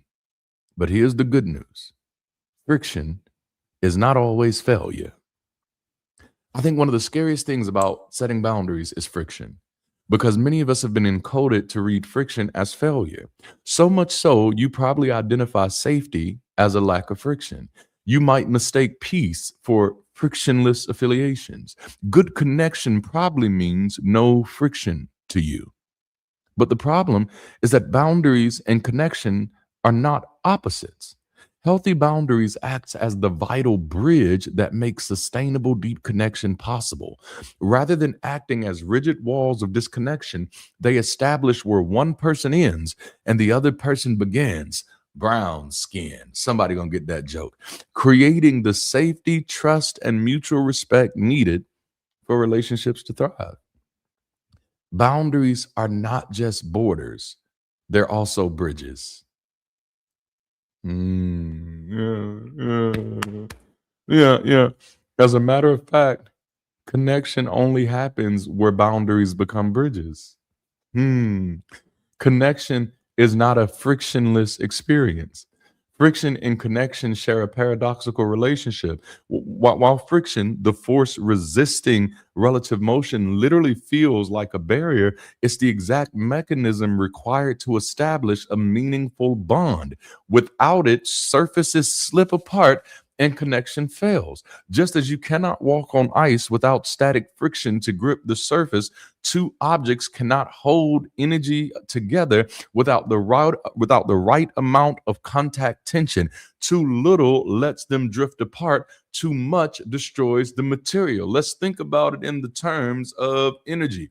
You put two related wires together, the closer you get, you'll start seeing some of that friction spark off. But that friction means it's working. Sometimes we try to pull back because we're experiencing the friction, when many times the friction is a sign that it's working.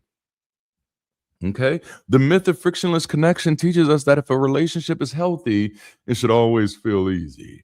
If a community is right for me, it should always feel natural. If a leader is good, they should never frustrate me. If a team is aligned, they should never have tension. If people really love each other, they should never have hard conversations. But that's not how complex systems work.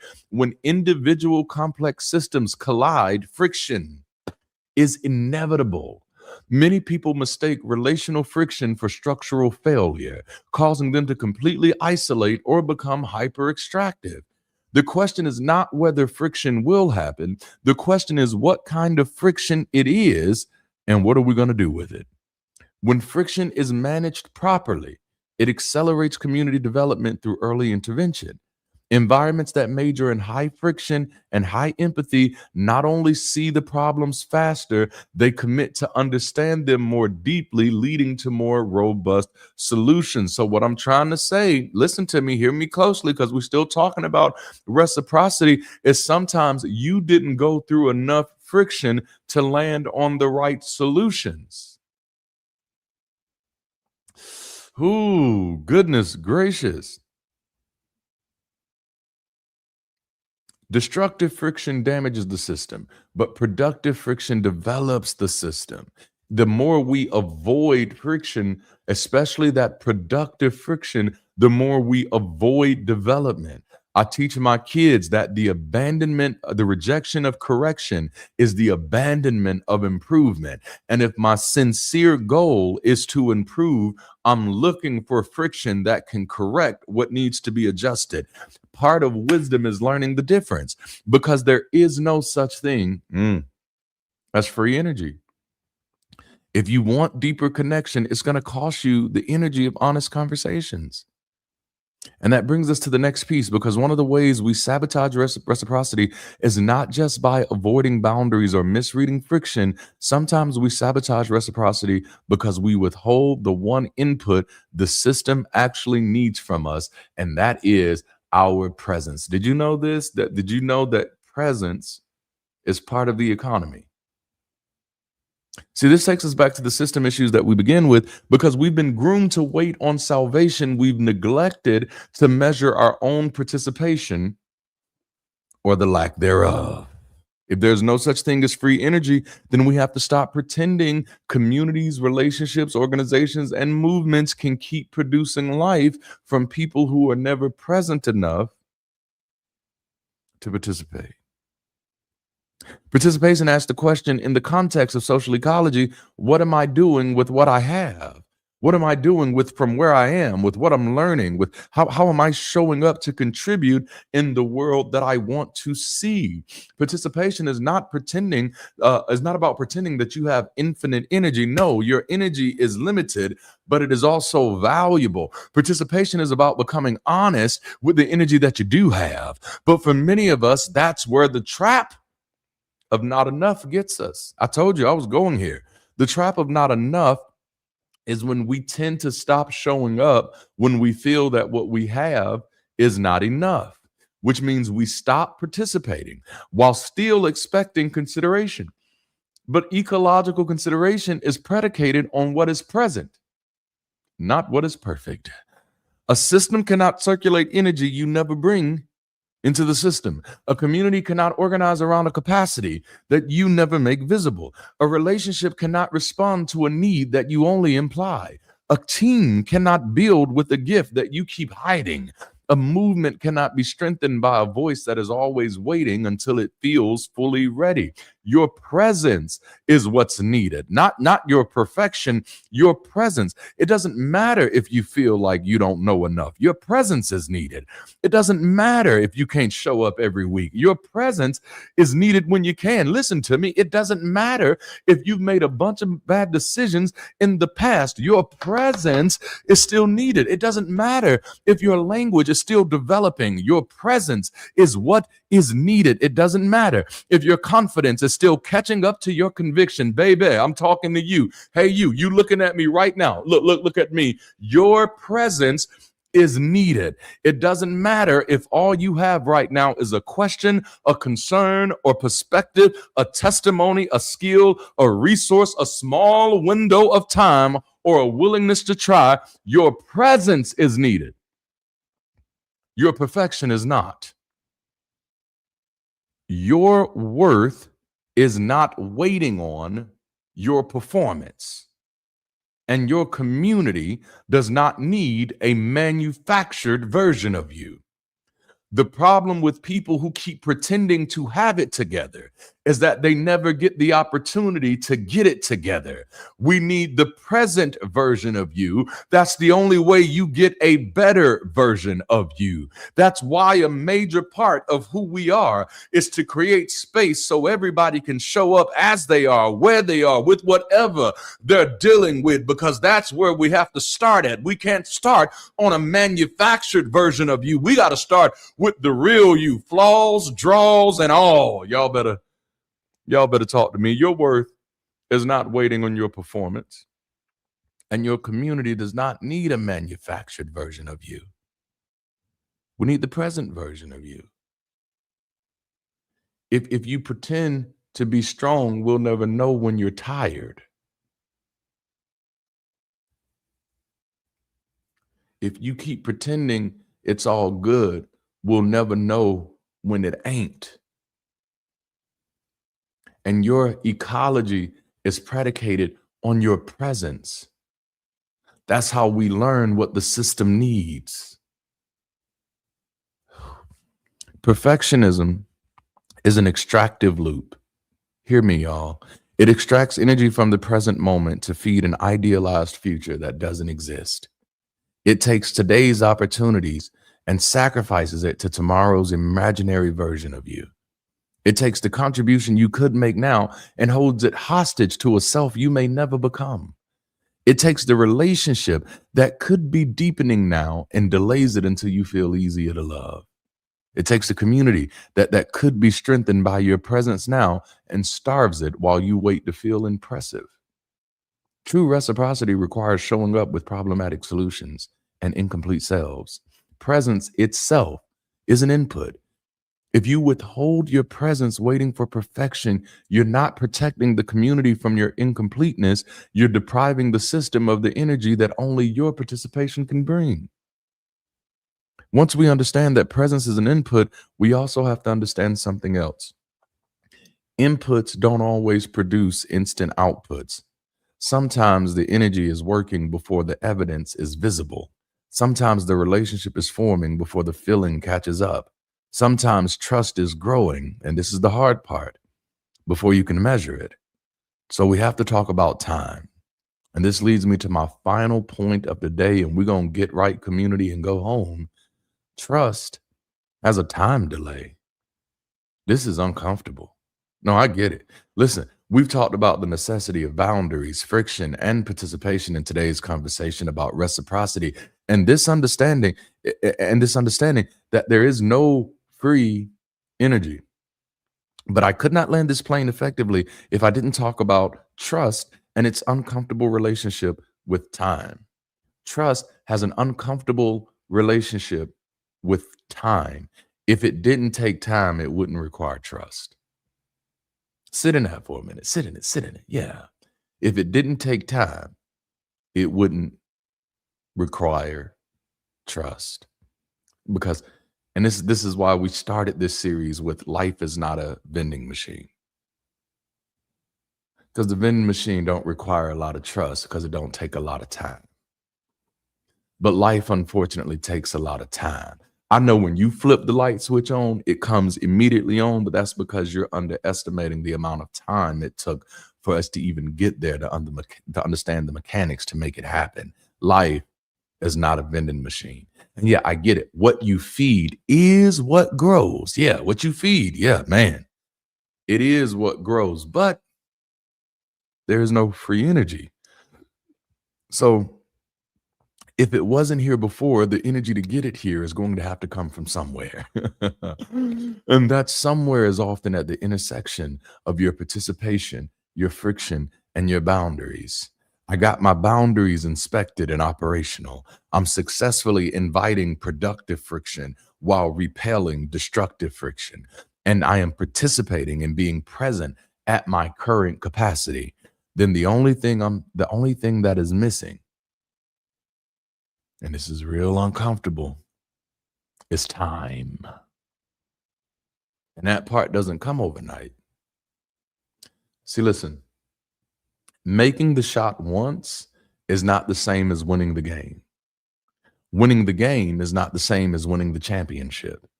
All of these outcomes are separated by time and repetition. Can I repeatedly practice my participation in anticipation of a reality that's too far away to guarantee? Because trust, it has a time delay. Come here, Daniel's son. I got just what you need. Wax on, right hand. Wax off, left hand. Wax on, breathe in through nose, out the mouth. Wax on, wax off. Don't forget to breathe. Very important. Trust has a time delay. You're not trusting the outcome. You're trusting the process. The goal is not to find something to believe in. It's to get an understanding of how things work. And once I get an understanding of how things work, I can ground that understanding in objective reality in a dependable way. And then I can trust the process. And whenever you find yourself feeling discouraged, check this out. Lean in. You are surrounded by such a great cloud of witnesses. Through the real life stories and lived experiences of others who are currently sharing with reality with you, and quite a few who walked before. And within those stories, you can find reinforcement, enlightenment, adjustments. That's actually what our next series, Headcanon, is about. That these aren't religious stories, these aren't divine stories. They're all our stories. Through the lives of others, you can find kinship in your struggles as a reminder that where you are, others have been. Listen, there's no magic required in that, just humanity, learning from humanity and using what we learn to trust the process. So just like flight in birds, trust is an emergent property that helps us conserve energy while also helping us do more. Yeah, we're going to need your boundaries. We're going to need you to understand friction. We're definitely going to need your presence. But we're also going to need your trust. Not for you to trust in me, not for you to trust in the vision, but I need us to get grounded in an objective understanding of reality so that we can all trust the process. Trusting the process is how we get in formation.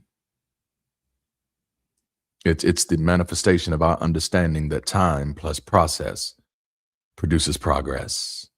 It's what helps us take on roles when the teams don't even exist yet. That's trust. That's trust. It's what keeps us showing up in group chats and the commons groups and all these other things in BC 30, saying, I don't know if anybody's going to respond to me today, but I've got to say something. Why? Because I got to trust the process. So listen, I'm done for the day. At the foundation of every economy is a simple human reality. We do not have infinite resources, time, energy, or even infinite capacity. But what we do have is valuable. So we cooperate. We divide labor. We distribute responsibility. We create systems of production, distribution, and consumption so that survival and growth becomes more possible for more people. That's what any economy is trying to solve. How do we organize limited resources in a way that helps life continue? And I need us to understand that reciprocity is also an economy, not just a feeling, not just a vibe, not just good energy, not just what goes around comes around. Reciprocity is the shared economy of life. It's how care circulates, responsibility, how wisdom gets around, how opportunity gets generated. It's how strength circulates when one person doesn't have enough to carry everything alone, because there is no free energy. So reciprocity doesn't happen just because we believe in it. It doesn't happen just because we like the idea of community. It doesn't happen just because we say the right words. It has to be practiced. It has to be protected. It has to be structured and sustained. It has to be fed, repaired, and designed into the way that we lead, live, love, build, and belong. Because you cannot demand circulation from a system you're not helping maintain. You can't demand trust from a relationship where you refuse consistency. You can't demand community from a space where you refuse presence. You can't demand support from people that you never learn how to support. You can't demand better systems while always only participating as a critic. You cannot demand shared life while withholding shared responsibility. So the question is not just who is showing up for me. The question is also, how am I showing up for the system that I want to receive from? Because reciprocity isn't magic. It's ecology. It's not a vending machine. It's an economy. It's not a scorecard. It's a system. And the score does not matter if the system is broken. So as we close today, I don't want us to leave here asking, why didn't I get back what I gave? That question matters, but it's not deep enough. I want us asking better questions. Where is energy leaking? Where does flow need boundaries? Where has friction been misread as failure? Where has perfectionism kept presence out of the room? Where have I mistaken a time delay for a systems failure? Where am I demanding circulation from something I'm not actually helping sustain? because there is no free energy. What we want to keep alive requires continued input. And if we want reciprocity to live among us, then we have to become the kind of people who don't just consume the system. We maintain it, we protect it, and we build it together. That's all I have for you today. I hope you've enjoyed this presentation. Now I'm kicking it over to Ashley and Jude to close us out for today. Thank you for joining us for today's Sunday session. I hope some of these words resonated with you as well. And of course, what stuck out with you? Yeah, I mean, like, again, did you have a moment today where something kind of got you thinking, got you that resonated? That is there anything that you've been mulling on that the conversation today brought up? Right, that's why we have these sessions. Honestly, this is our kind of weekly touch point for us to start doing life together, so that we can kind of be on the same page. We have people who are going with us through life, just generally. Literally, it really is.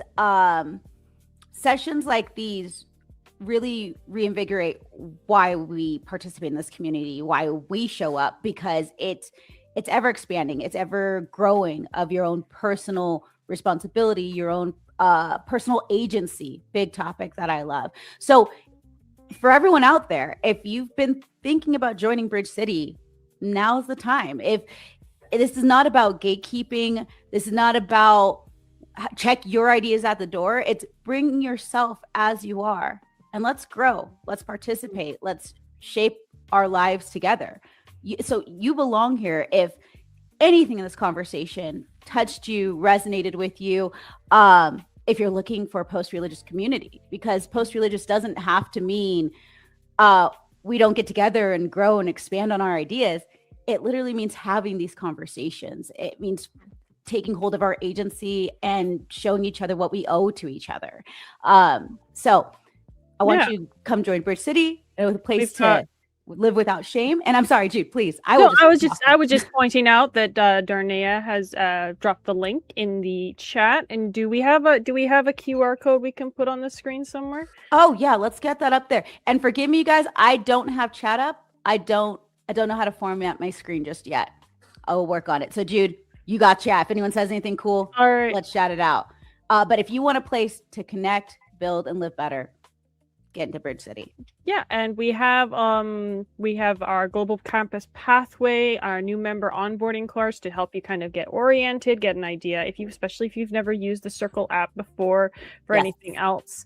We have the tap in and the new member onboarding course, which kind of walks you through first how to use the site, where to find everything, where you find our clubs and the commons and all of that cool stuff.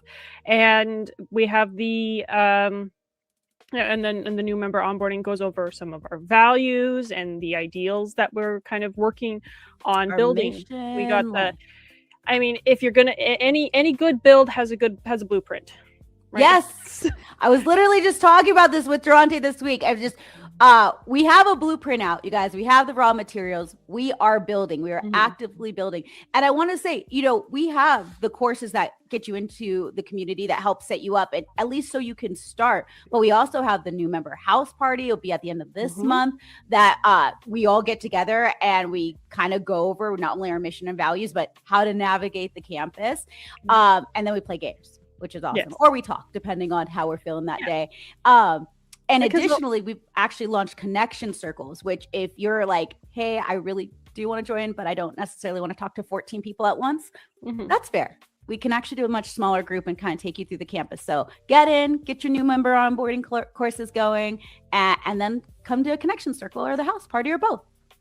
Ultimately, community is about relationships, and so we want to provide opportunities for you to build relationships. And having a whole bunch of mass events isn't always conducive to that. So we put a lot of effort into developing small, more close-knit spaces where people can really have a chance to get to know each other.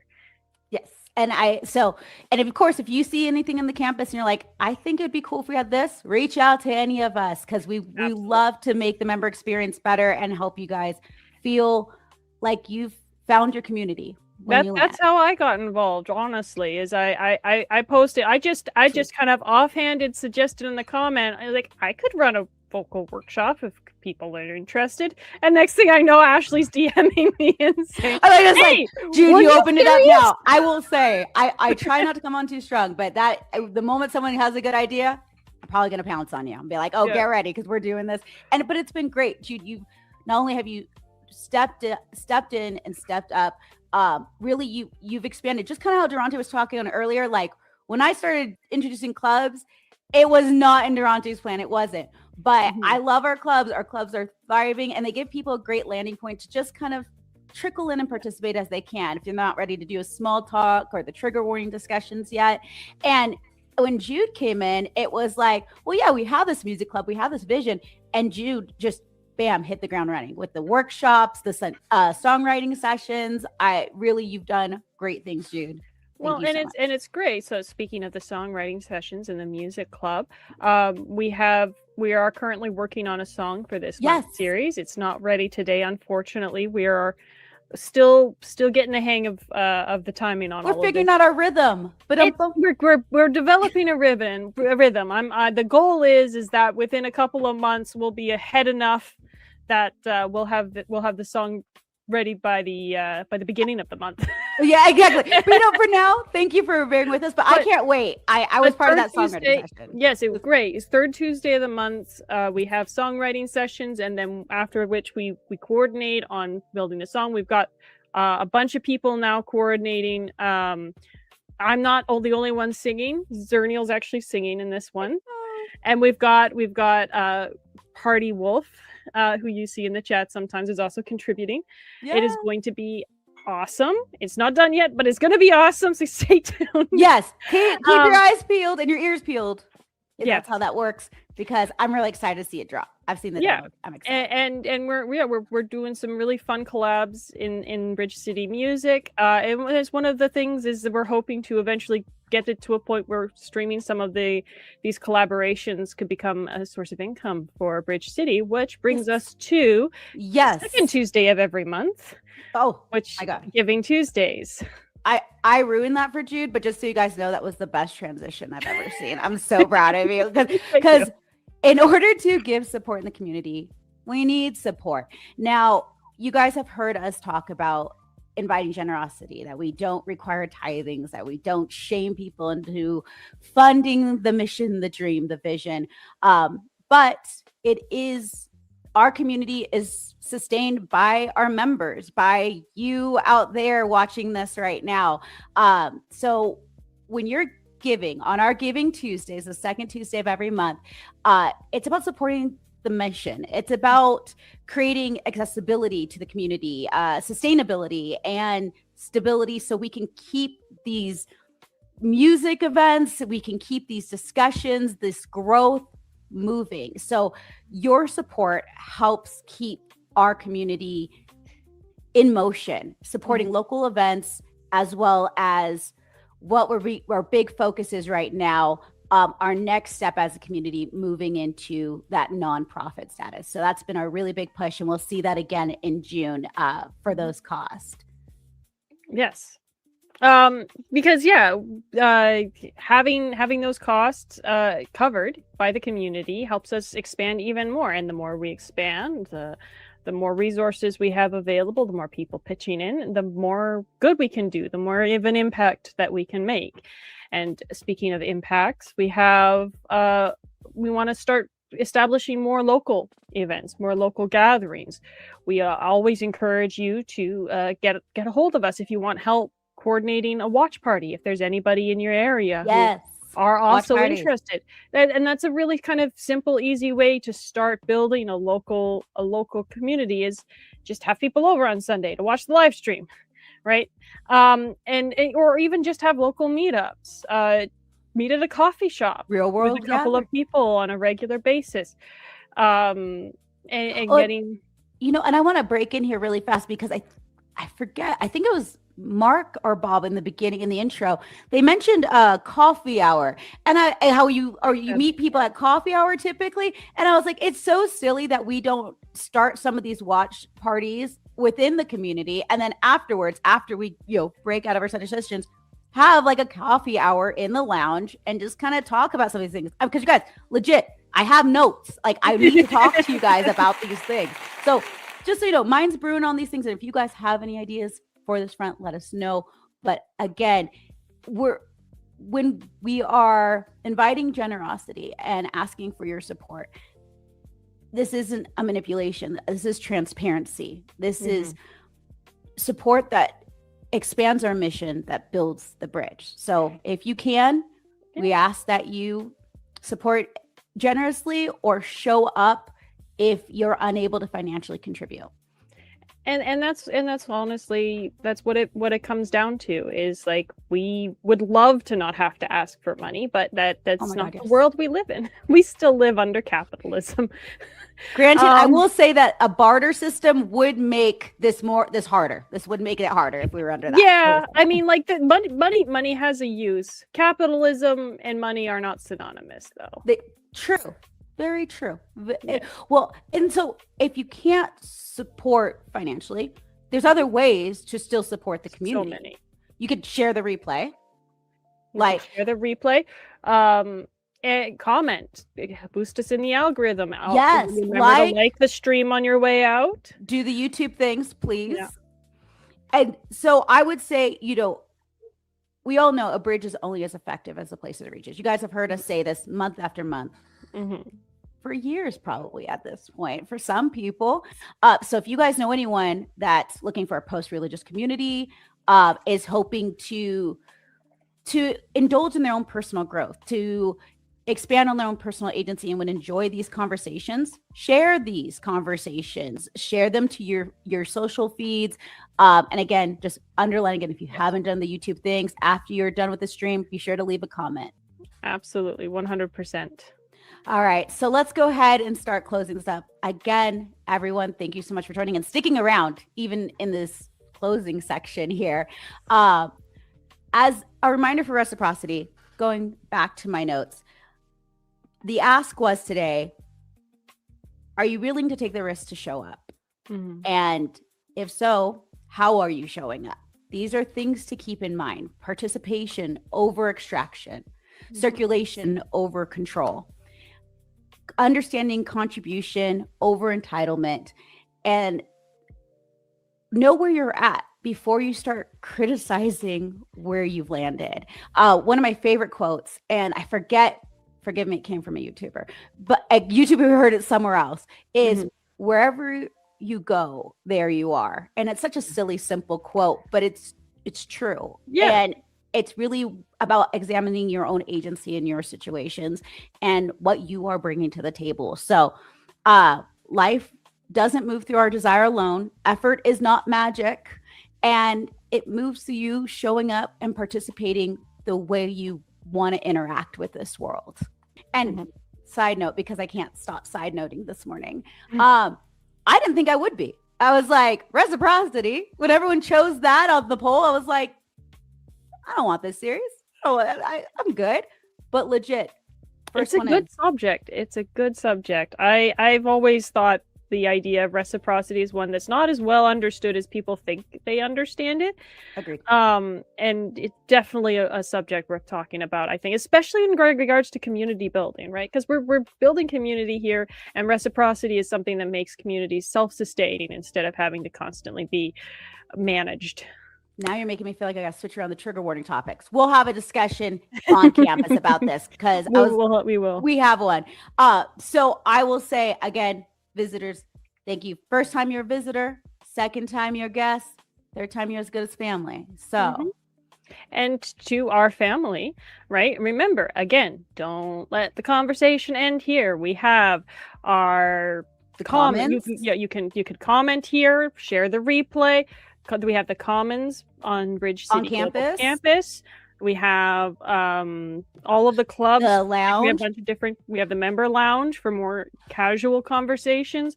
We also have the resource board. If you want to suggest a movie for a future movie night, that's on the resource board, along with many other things, including resources, Connections Hub. Really, go check out the resource board if you haven't yet. It has a lot of great information about Bridge City, external communities, and we'll actually be this month launching a Bridge City library where we showcase some content creators from YouTube that our community respects and wants to engage with. I am down for that. Yeah, and if you want to start contributing, if you are still kind of new and getting the feel of place, we have the teams page where you can formally volunteer, or you can do what I did and just put your hand up in a club somewhere and say, "Hey, can I do this?" Someone will send you to Ashley. And I will pounce on you, and we will do things. Yes, it's great. There's so many ways to get involved, and we have so much stuff going on, so many new things. If there's something on Bridge City that you want to see and it's not there yet, and you have the time and energy to do it, like to show up. Yeah, honestly, it's fantastic because we've got a wonderful community that's just growing, and I'm really excited to see where we're going with all of this. And I feel like this is how you see our values in motion. When we say forward thinking, we talk about having these conversations, kicking off Pride Month with a movie that is probably going to cause some tears in the audience. We want to expand our thinking and grow as people because we're people centric. Everything we're doing within the community is about connecting authentically, genuinely, about showing up for each other. And of course, life affirming. It's not about agreeing a one-to-one. It's not about judging the next person over, personality policing and how you're supposed to do it. It's about celebrating each of us as we are. Yeah. And celebrating each of us as we are and what each of us are able to contribute, right? We want to be forward thinking enough to, anticipate what needs to be done, what the community is going to expand the conversation, expand the conversation. We want to be people-centric. We want to build those relationships so that we know who needs what, right? If you have friends, they're more likely to notice when you're in a bad place, right? Exactly. And I think we even see that in the community. I'll tell you, if I don't hear from you in like a month and you're pretty active, I will be reaching out. Apparently, I'm a pouncer. I just got to accept that about myself. That's where we're at right now. We love you for it. I mean, Bridge City wouldn't be what it is today without you. Well, without all of us, honestly, I will never stop being amazed by how many people show up in the community and take a piece of it and run. And it's been beautiful to watch. So again, and life affirming, right? And life affirming, show up as you are. We are not here to tell you to be something specific or different, or we want you to show up and let us know what you need to be the best version of yourself. And if you really want to put raisins in potato salad, fine. Just do it. Well, so I will say again, everyone, thank you for joining us today. And until next time, keep rising and be the bridge.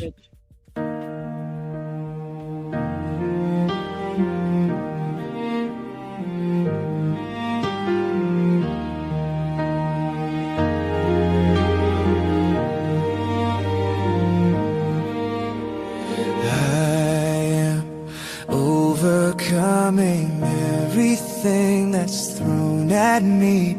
I am now becoming everything I chose to be. I am now affirming greater power is in me. I am never running from my own capacity.